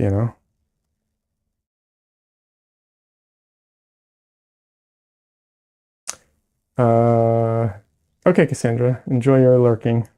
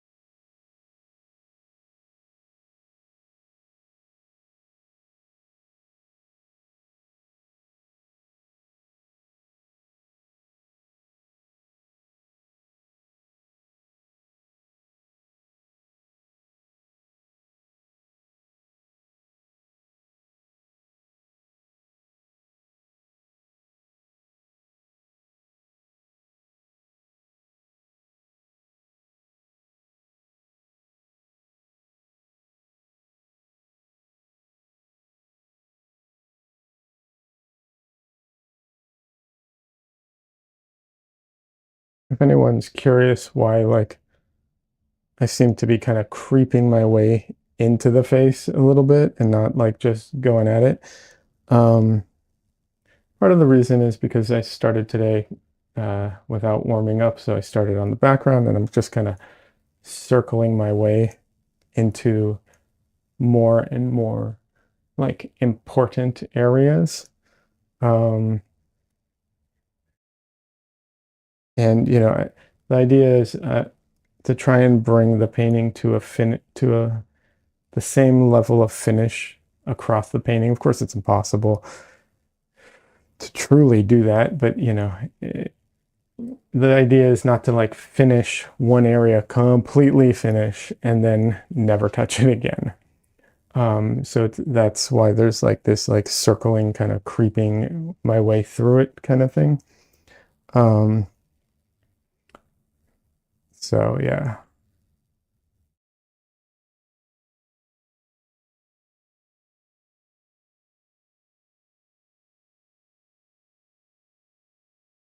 Part of the reason for that is because we're so affected by like the way we view colors, the way we view, well, so many things is relative to what's around it. So having something completely finished, uh, you know, wouldn't make sense to me. Some artists do that. I've kind of never understood quite how they do that, but you know, some do. And if that's your style, that's cool.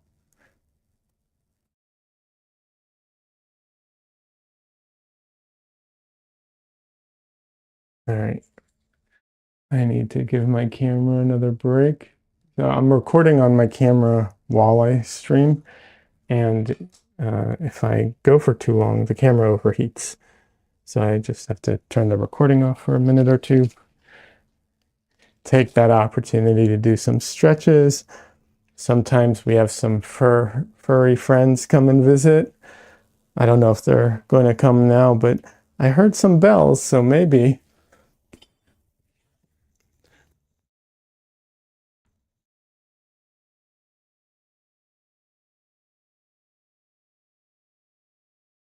But yeah, I'm just going to do some stretches here real quick while I give my camera a second to cool down.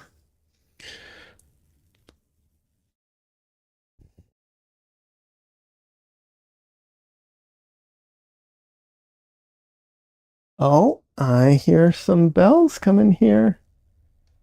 Who is it? Who's coming to visit?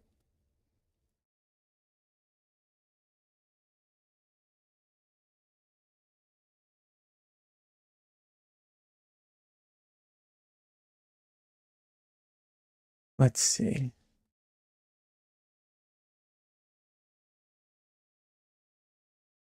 Might have to go get them.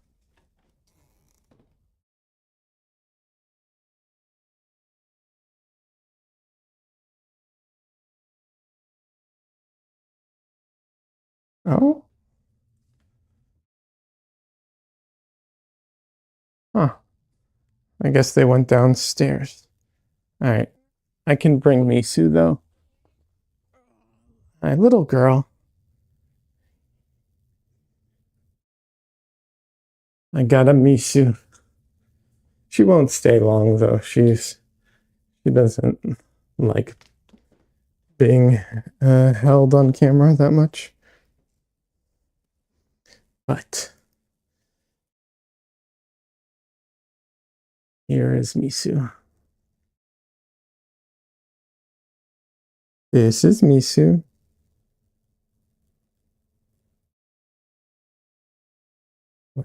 My little girl. Say hello to everyone.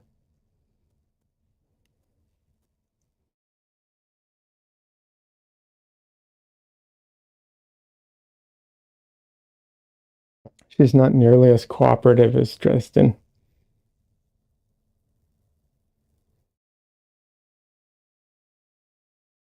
Misu. She is pretty. Pretty little girl. She does have a docked ear right here. because she's a rescue, and I guess they fixed her before she was actually caught, or they caught her, released her, and then caught her again or something. I don't know. She's probably going to start hissing at me any moment now.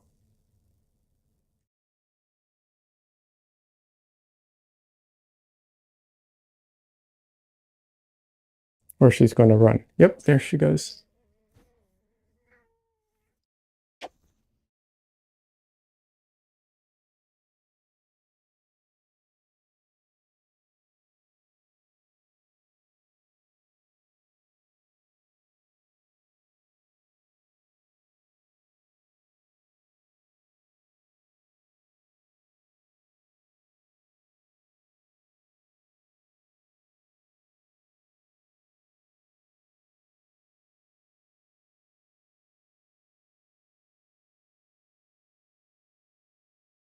Alrighty.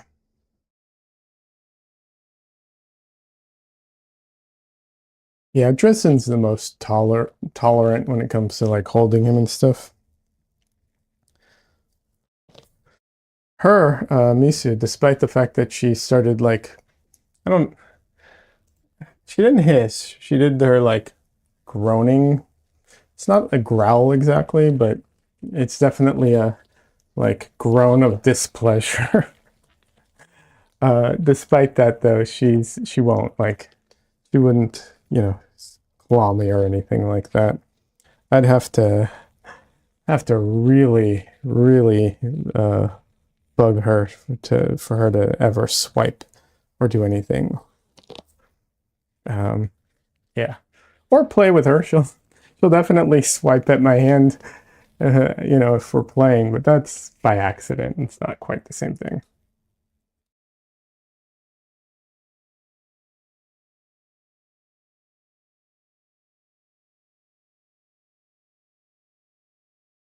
I think the only one who's never technically been on stream is Wizard.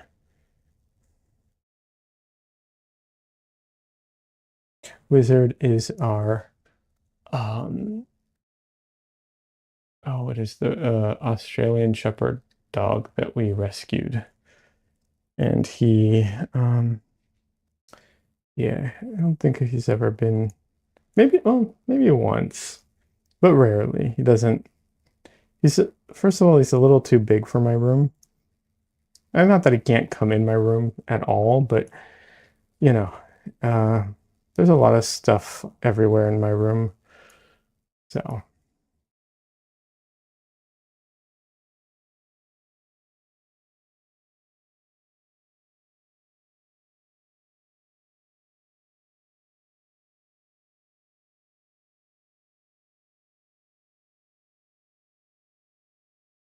trying to soften up this edge a little bit here.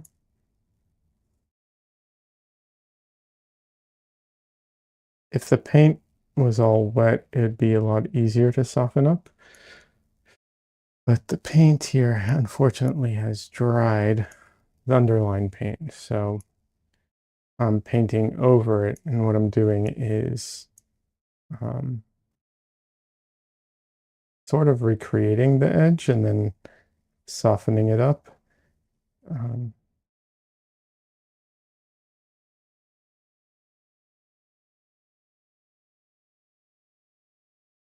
this should be I would say, a firm edge, but not a hard edge.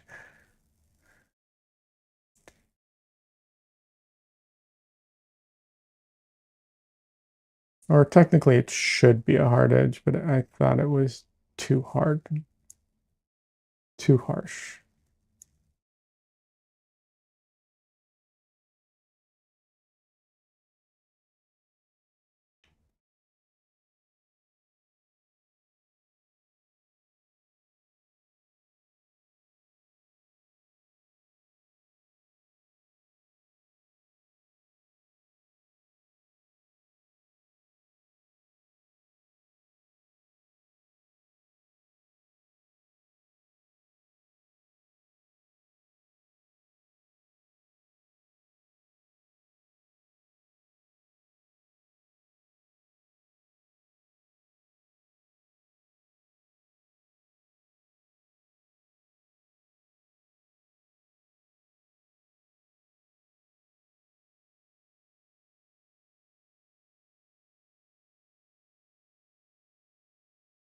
So this brush I'm using right now is actually a much softer brush. Um,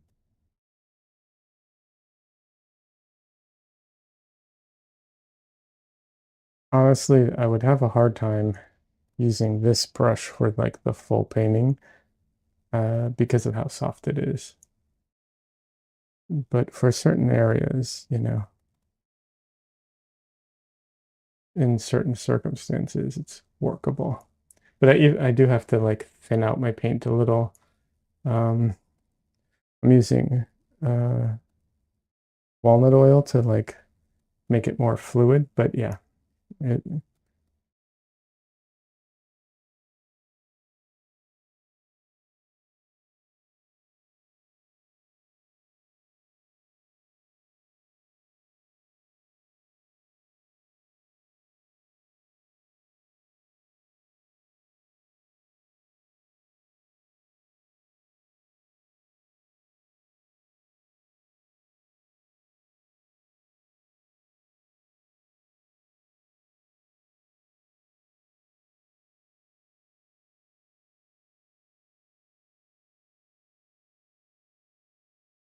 this brush now that I switched back to way firmer. And even this one isn't what I would consider like a very firm brush for oil painting, but it is very much firmer.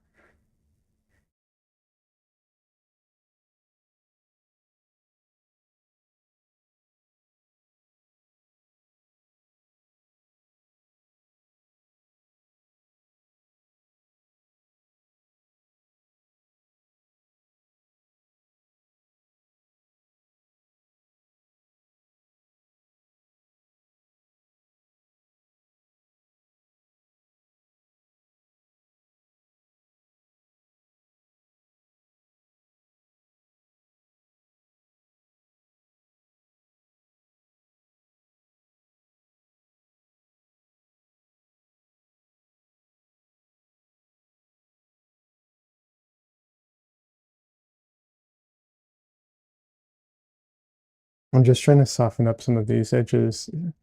Some of them are just harsh because it wasn't like I chose to make them, hard edges or firm edges. It was more just like in the process of painting it, I hadn't refined these areas yet, so they just ended up with the edges that like I made as I was painting it. Um, without getting to the like point where I could refine it, and then they dried. That's why they're stuck that way. So now I'm trying to go in and soften them up. It's a lot more work once they're dry. Um, Obviously, there are advantages to letting a painting dry and then painting over you know, um, the dry paint. There are advantages to that. There are definitely use cases for that. However, it it definitely what's it called? Makes this type of stuff more work.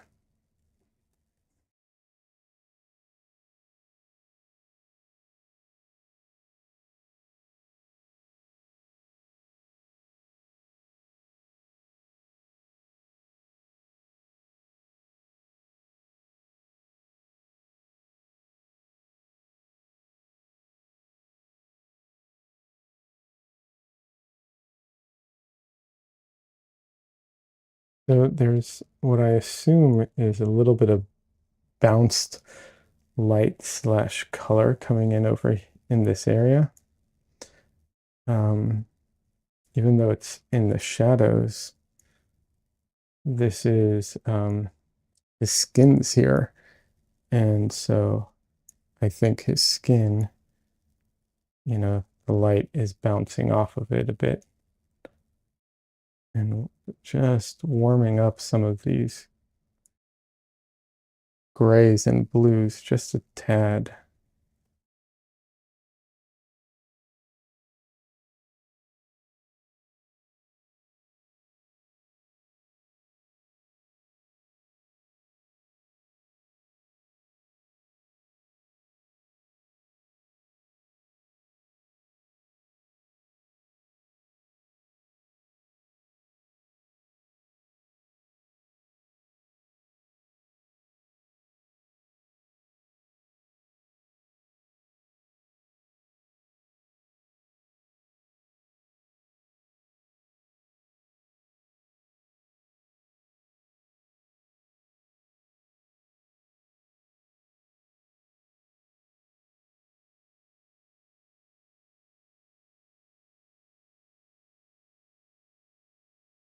Oh, okay then. I don't know if you heard my phone or not, but my phone just beeped. I set it to, what's it called? Like a 2 hour thing. Oh, hold on a second.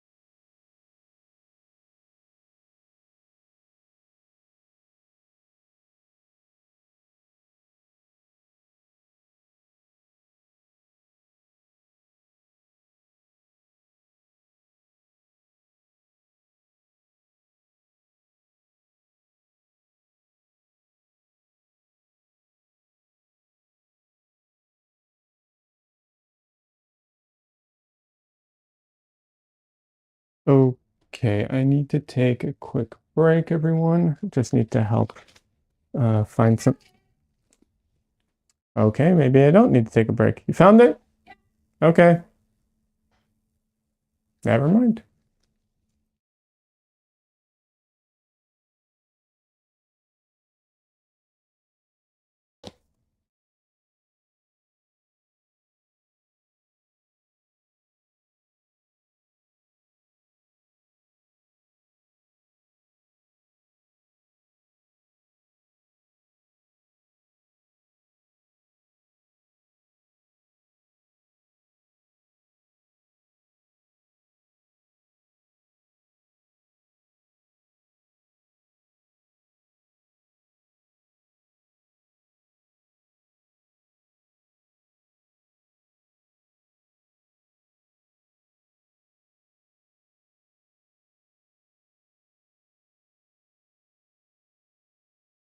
Alrighty.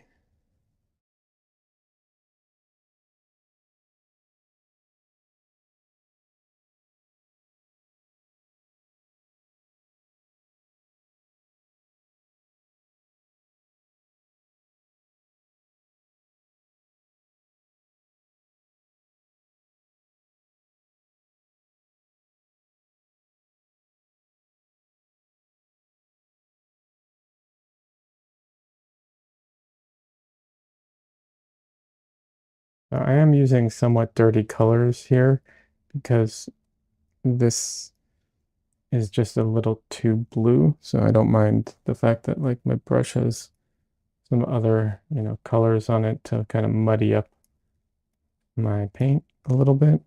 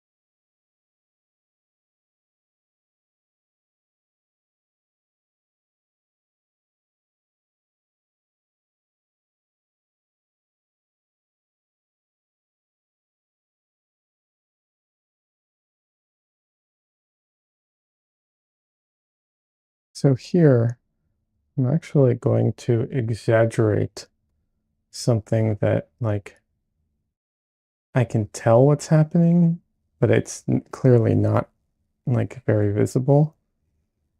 Oh, hey, Smarty. Welcome. Hi again. Hi. How are you doing today? So there's like like um I think this is the part where um the string goes in, so it bunches a bit, and I'm going to accentuate that to make it not just like a flat line from here to there. That makes sense. I know that's such a small thing.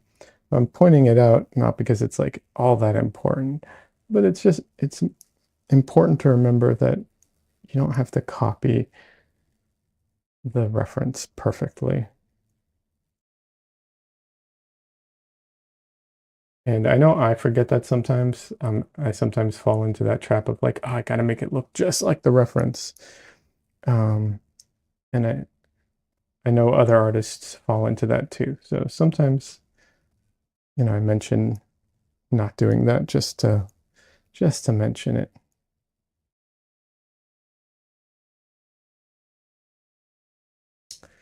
Smarty says doing good. How about you? I'm good. I'm a little sore from yesterday, but otherwise, at least I'm good. At least I'm not burnt. I had a art fair that I was vending at yesterday. So I had to like set up and tear down and do all that stuff. So, and I also spent hours standing and painting because I painted there live. Um, so I'm a little sore from yesterday, but like I said, at least I'm not burnt, which is, very important. Hate getting sunburn. Hi, Winnie. Ooh, we have a little furry friend here. Let's see if she'll stay long enough for me to pick her up. Get her on camera. Hi, Winnie.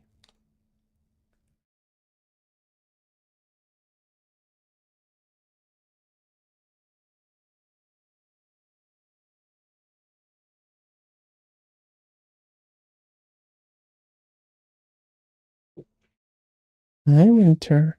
Oh, hi, little girl. Hi. Meow. She does not like being held like this that much. She likes sitting on my lap, but she doesn't like being held like this. I don't know what the big difference is, honestly.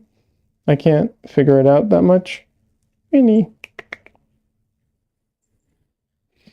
Like what's the difference, between being held in my arms or on my lap? Yeah. But it's also good to get her used to this, so we've been working with her. Years ago, she was even less tolerant than this.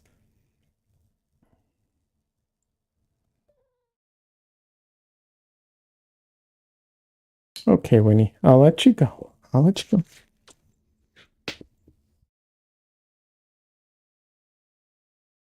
Yeah. Like I said, years ago, she was even less tolerant. You'd go to pick her up and kick. Smarty says, how is the soreness now? She didn't magically get rid of it. Uh, unfortunately.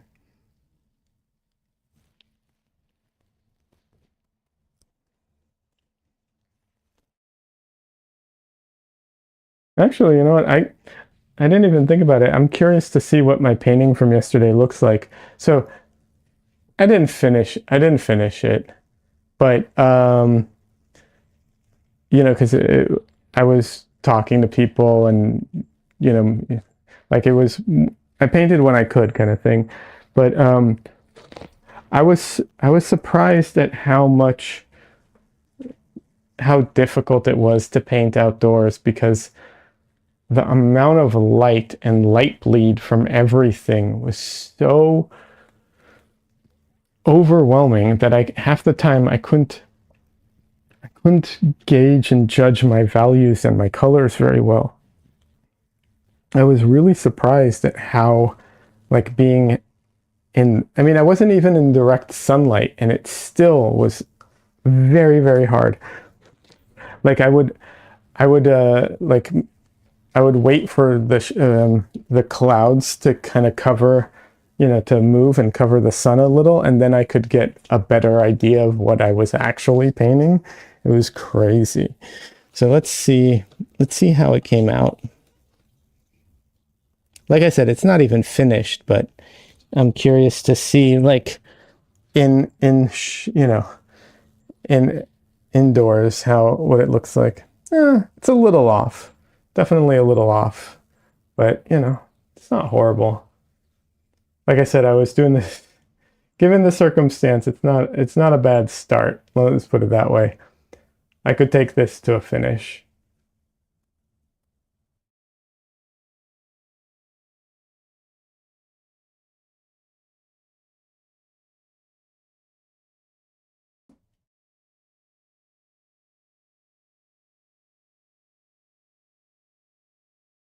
Smarty says, nice. Oh, thanks.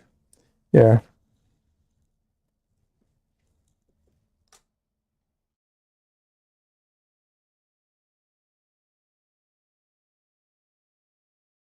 But yeah, I really was surprised about that, because I'd done plein air painting before, and I'm a bad plein air painter. Like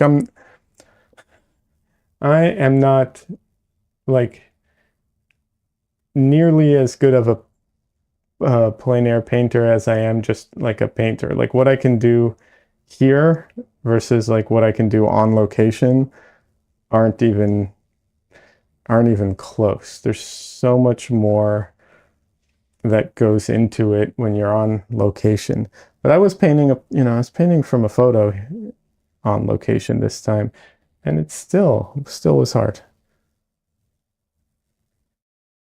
So if anyone who wants to get into plein air painting, you know, just be aware that there's definitely some unique learning and some unique what's it called, um, hurdles that you have to get through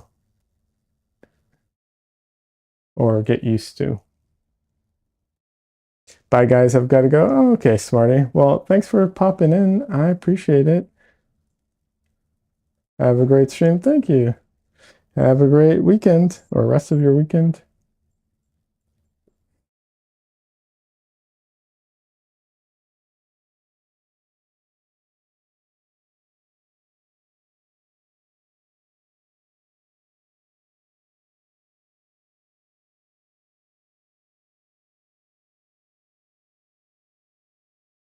I also heard something interesting about plein air painters, and I don't know how true this is, but I heard that there's been a lot more artists having issues with their eyes um, at a much younger age than expected. And I guess some people are attributing it to the plein air painting that some of the, that they do.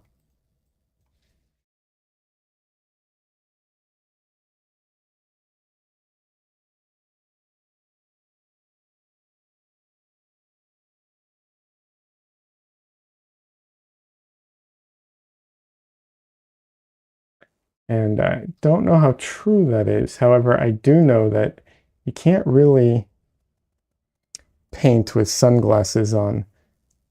And I know this because I did that one time. It was really awkward. It was totally by accident too. But it was very, like, I don't know, everything was wrong. And I'm like, why is everything all so off? All the colors are like nothing. What's going on? And then I realized, oh, I'm an idiot. My sunglasses are still on. I just never took them off.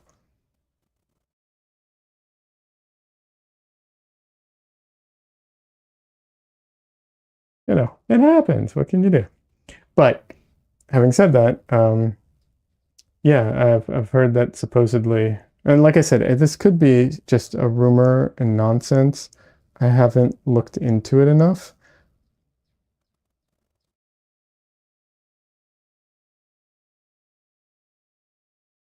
But, sun exposure is a thing.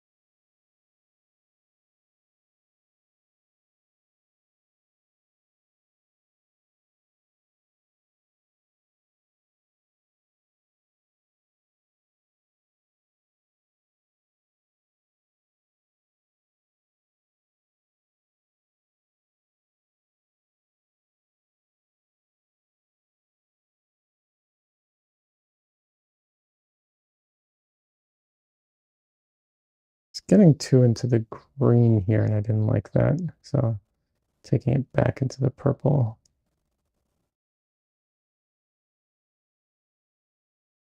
Not purple exactly, but just a little, not green.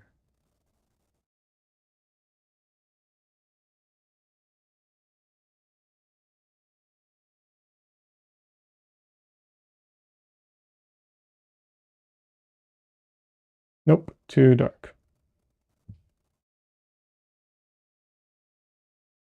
Hold on a second.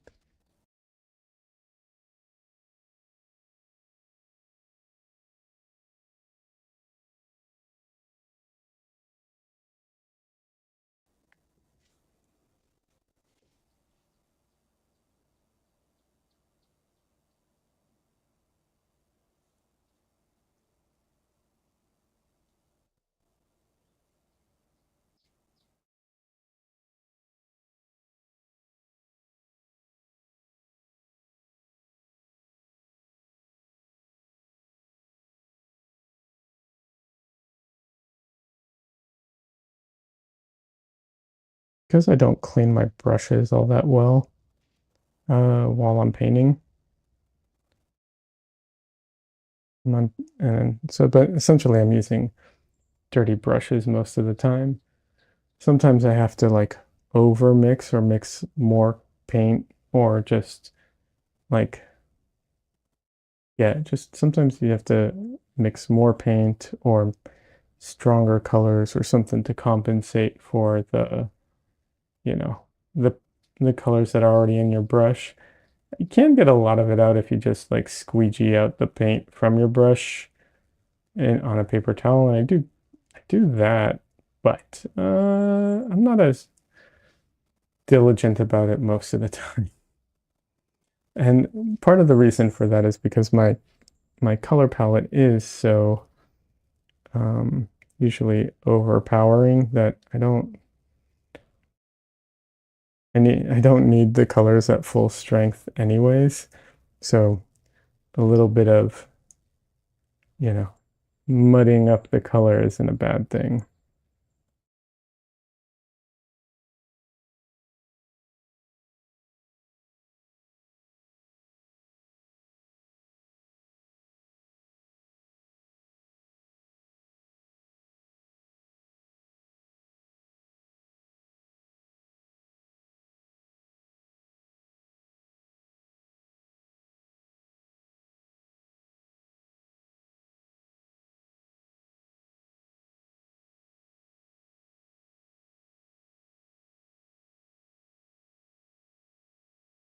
I've heard other artists talk before about the fact that like if if you don't need like a very strong color, like what's the point of having it on your palette if you always have to like mix it down and so on? And they're absolutely right about that. And like in general. I think that's, you know, true. Like and it is something that I talk about. I waste a lot of time color mixing when if I used more like convenience colors or if I used more subdued colors, a lot of times I probably wouldn't even have to mix much. There's definitely truth to that. However, um, I do like the fact that I don't have to be as clean with my brushes. That I find very helpful a lot of times because I don't like to clean my brushes with Gamsol and stuff like that while I'm painting.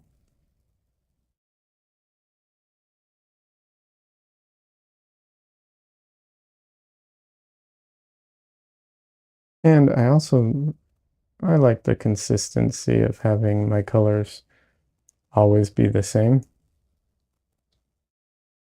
Well, not always, but most of the time the same.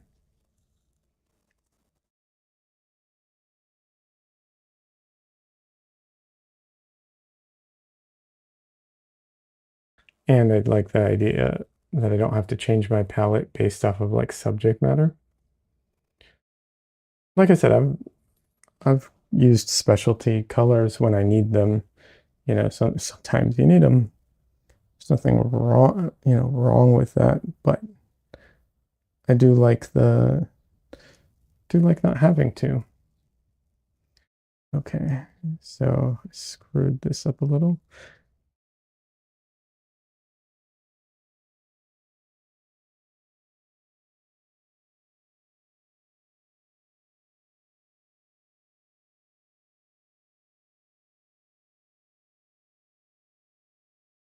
Okay, I'm actually going to use my softer brush and smaller brush to soften up this edge here.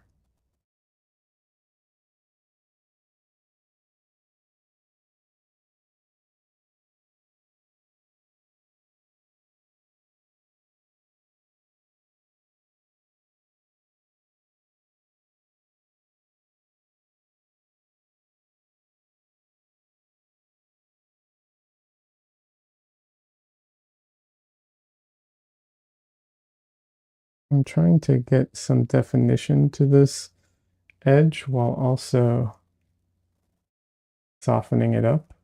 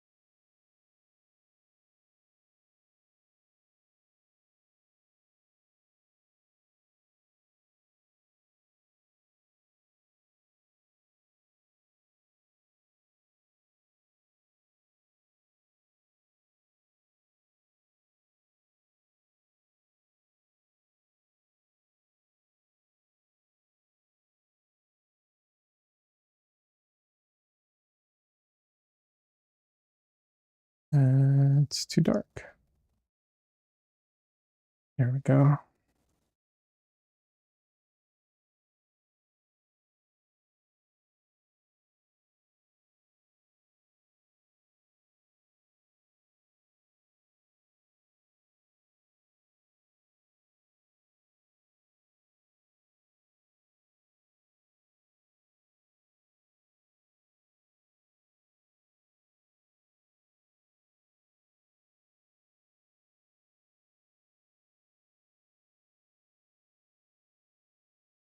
So this is a cast shadow.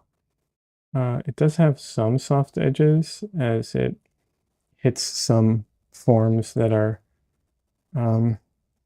moving away, or they have their own form shadow and the two are merging.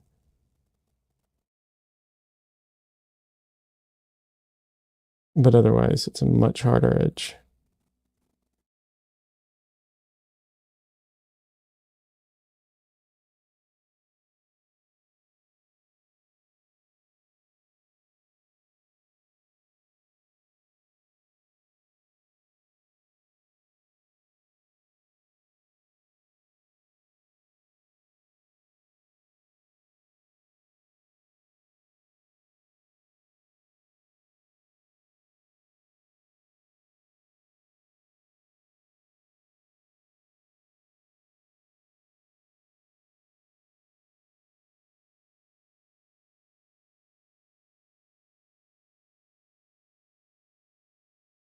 All right. I think I need to go move into working on the face more now. This is feeling not, I'm not going to say it's finished, but feeling closer to finished now. So I think the face definitely needs some attention now. Still the hair, I haven't got the like highlights yet, but yeah. All right, let's clean the brush a little with some white paint here.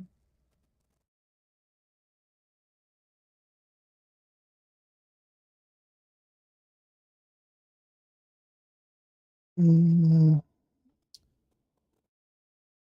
okay.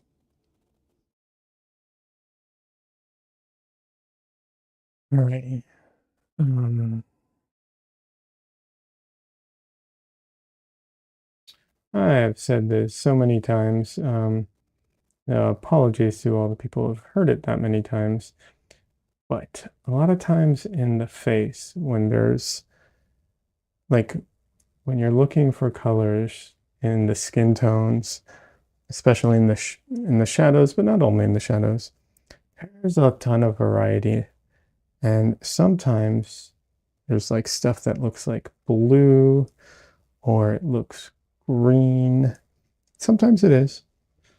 Um, a lot of times it's just gray or less of the like, you know, brownish color of the skin tone, whatever, variant of brown the the skin is. But yeah, a lot of times it's just a desaturated version of their own skin tone. Sometimes it's a little, uh, sometimes there's other colors that do play into it a little bit. But yeah, a lot of times it's a perception issue. Having said that, there's nothing wrong with throwing in some uh, blues, greens, purples, all those colors into the skin tone. If you put it in the right place, yeah, it look great.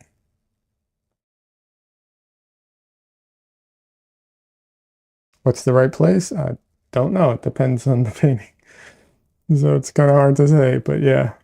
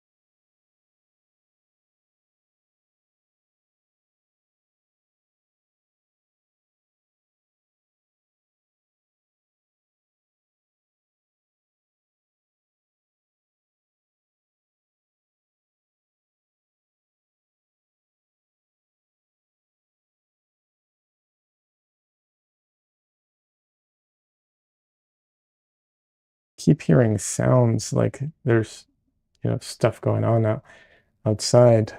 I'm always, nervous that like, one of the animals is doing something that they're not supposed to, or, getting in some kind of trouble in some way. Um, but I know it's the laundry machine or some of it, but I can't, like some of the sounds don't sound like the laundry machine. I usually is, but I some are clearly that. So I'm like, okay, that's what's making all those sounds, but I can't hear it well all the time. So sometimes I'm like, wait, what was that? Driving me crazy at the moment.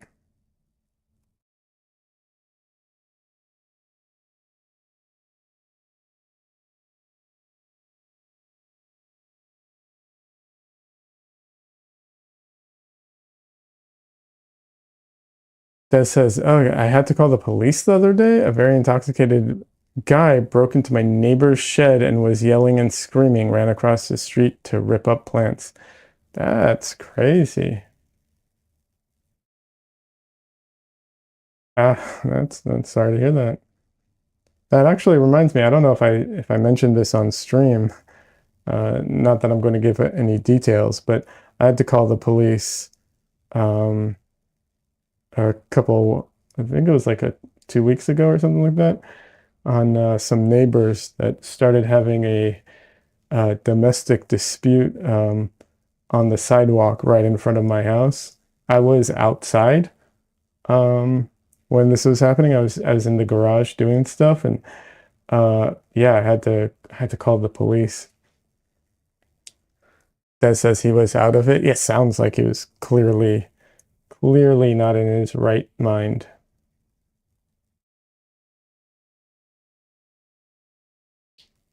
But yeah, that was really awkward having to call the police on them.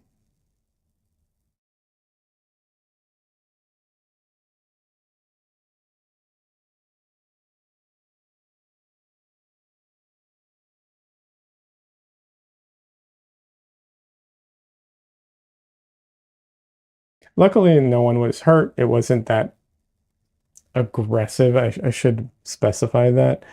It was a lot more just like yelling and screaming. It's just there was a kid, and the kid was like crying, and there was some, um, like two parents kind of yanking on their kid from each direction kind of thing. And I was just like, okay, if you two were just yelling and talking shit to each other, whatever. But now we've got a little kid here crying and stuff. I'm just going to call the police. And I was not the first person to call the police. They were already on their way.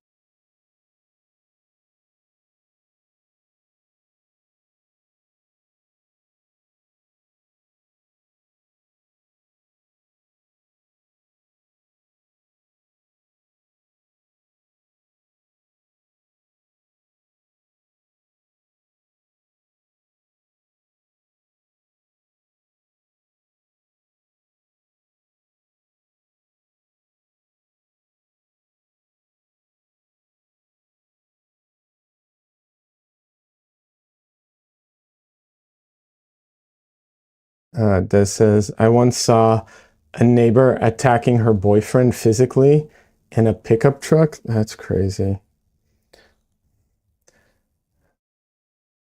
Yeah.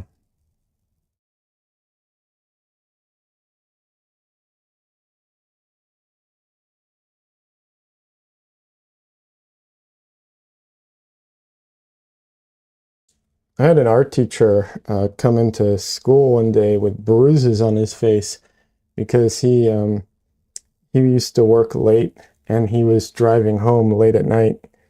Um, and he saw some people in a domestic dispute, and he intervened because it was real physical, apparently. So he just like it was super late at night, so he just like got out of his car and intervened, and the both people turned on him essentially. Uh, so I always have that in my mind that like domestic disputes can be like super um, complicated. Like you think you're helping someone, and then the person that you're helping can like turn on you because you're, going after their person, the other person. Um, yeah.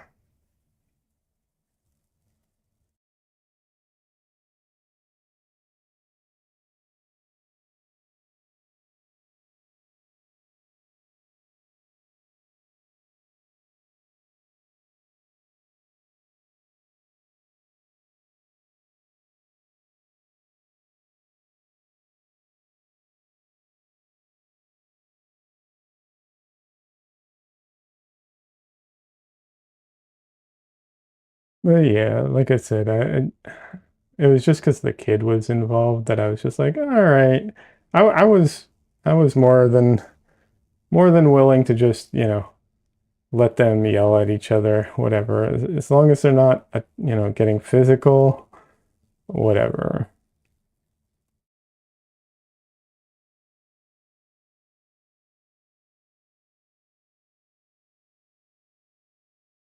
And to be clear, even though the kid was crying and they were probably holding him a little firmer than he appreciated, I don't think anybody, no one was hurt. Like they weren't, it wasn't that situation. So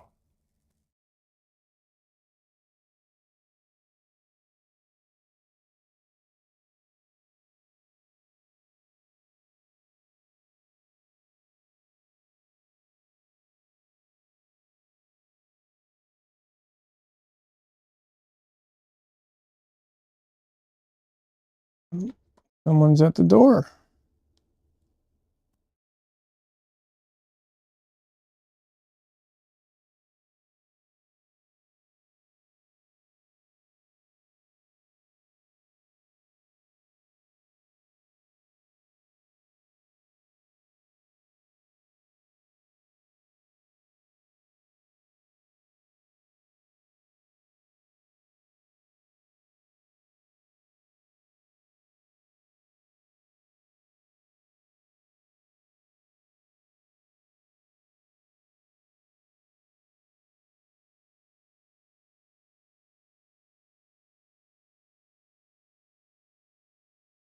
Des, the neighbor that was attacking her boyfriend physically in a pickup truck, was she using the pickup truck to attack him, or was he in the pickup truck and she was like, you know, leaning in to attack it? Like I'm curious. I'm asking curious if she was trying to run him over with the pickup truck.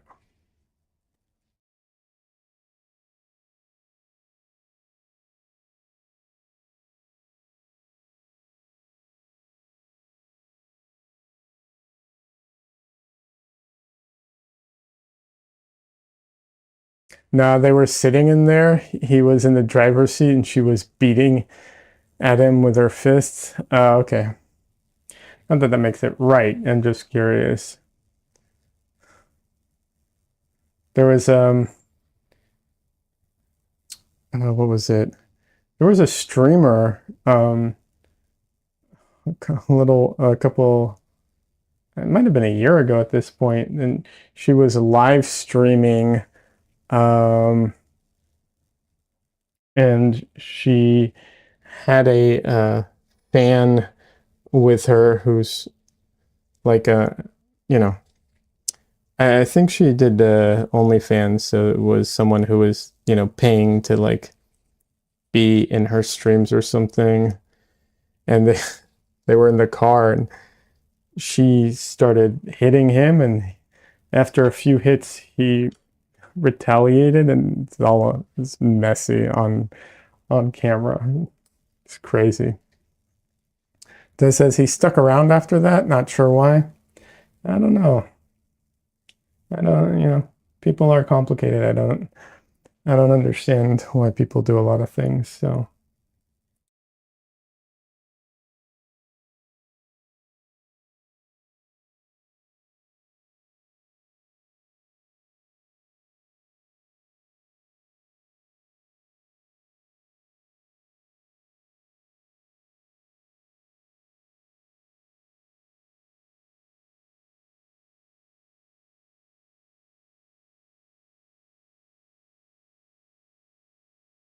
kind of on the same subject of like people doing stuff like that. Kind of. Apparently the P. Diddy case wrapped, and they're in deliberations now. So I guess that one will be over with soon.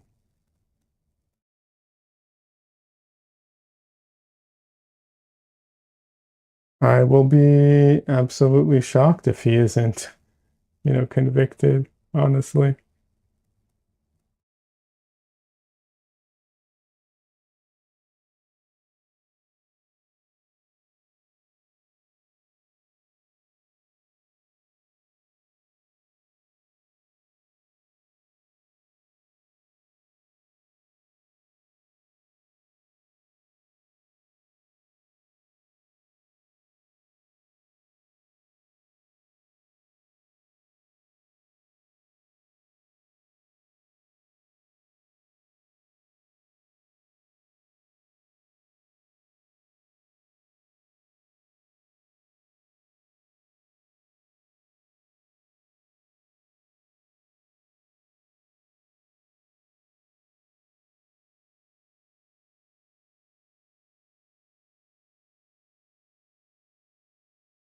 Des says, well, there are a lot of rich, powerful convicts walking around. That is true.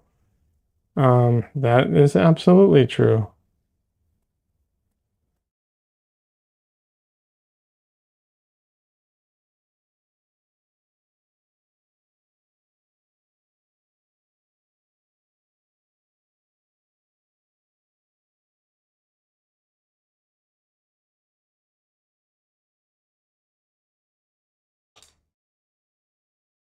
Okay, that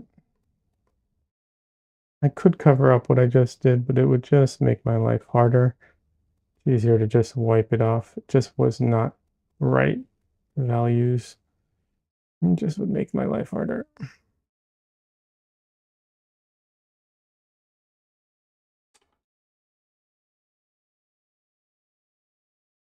All right, let's see. What I have to give my camera a break, and we're at the 3 hour mark. Okay. I am going to have to take a break. I'm going to end stream. I definitely need a break. I am going to finish, fingers crossed I will finish this painting today, just not on stream.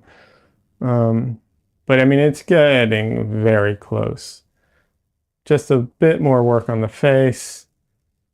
And yeah. But yeah, I definitely need to take a break, get something to eat, and, so on. Have a good night. Yes, have a good night, Des. Good night, everybody. I will be back on Wednesday, if not sooner, but probably not. But I will be streaming on Wednesday. Yeah, I don't know.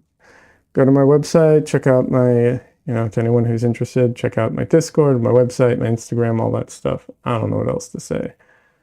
Have a great rest of your weekend. I know there's not much left, but what there is. And yeah, that's about it. Have a good one, everyone.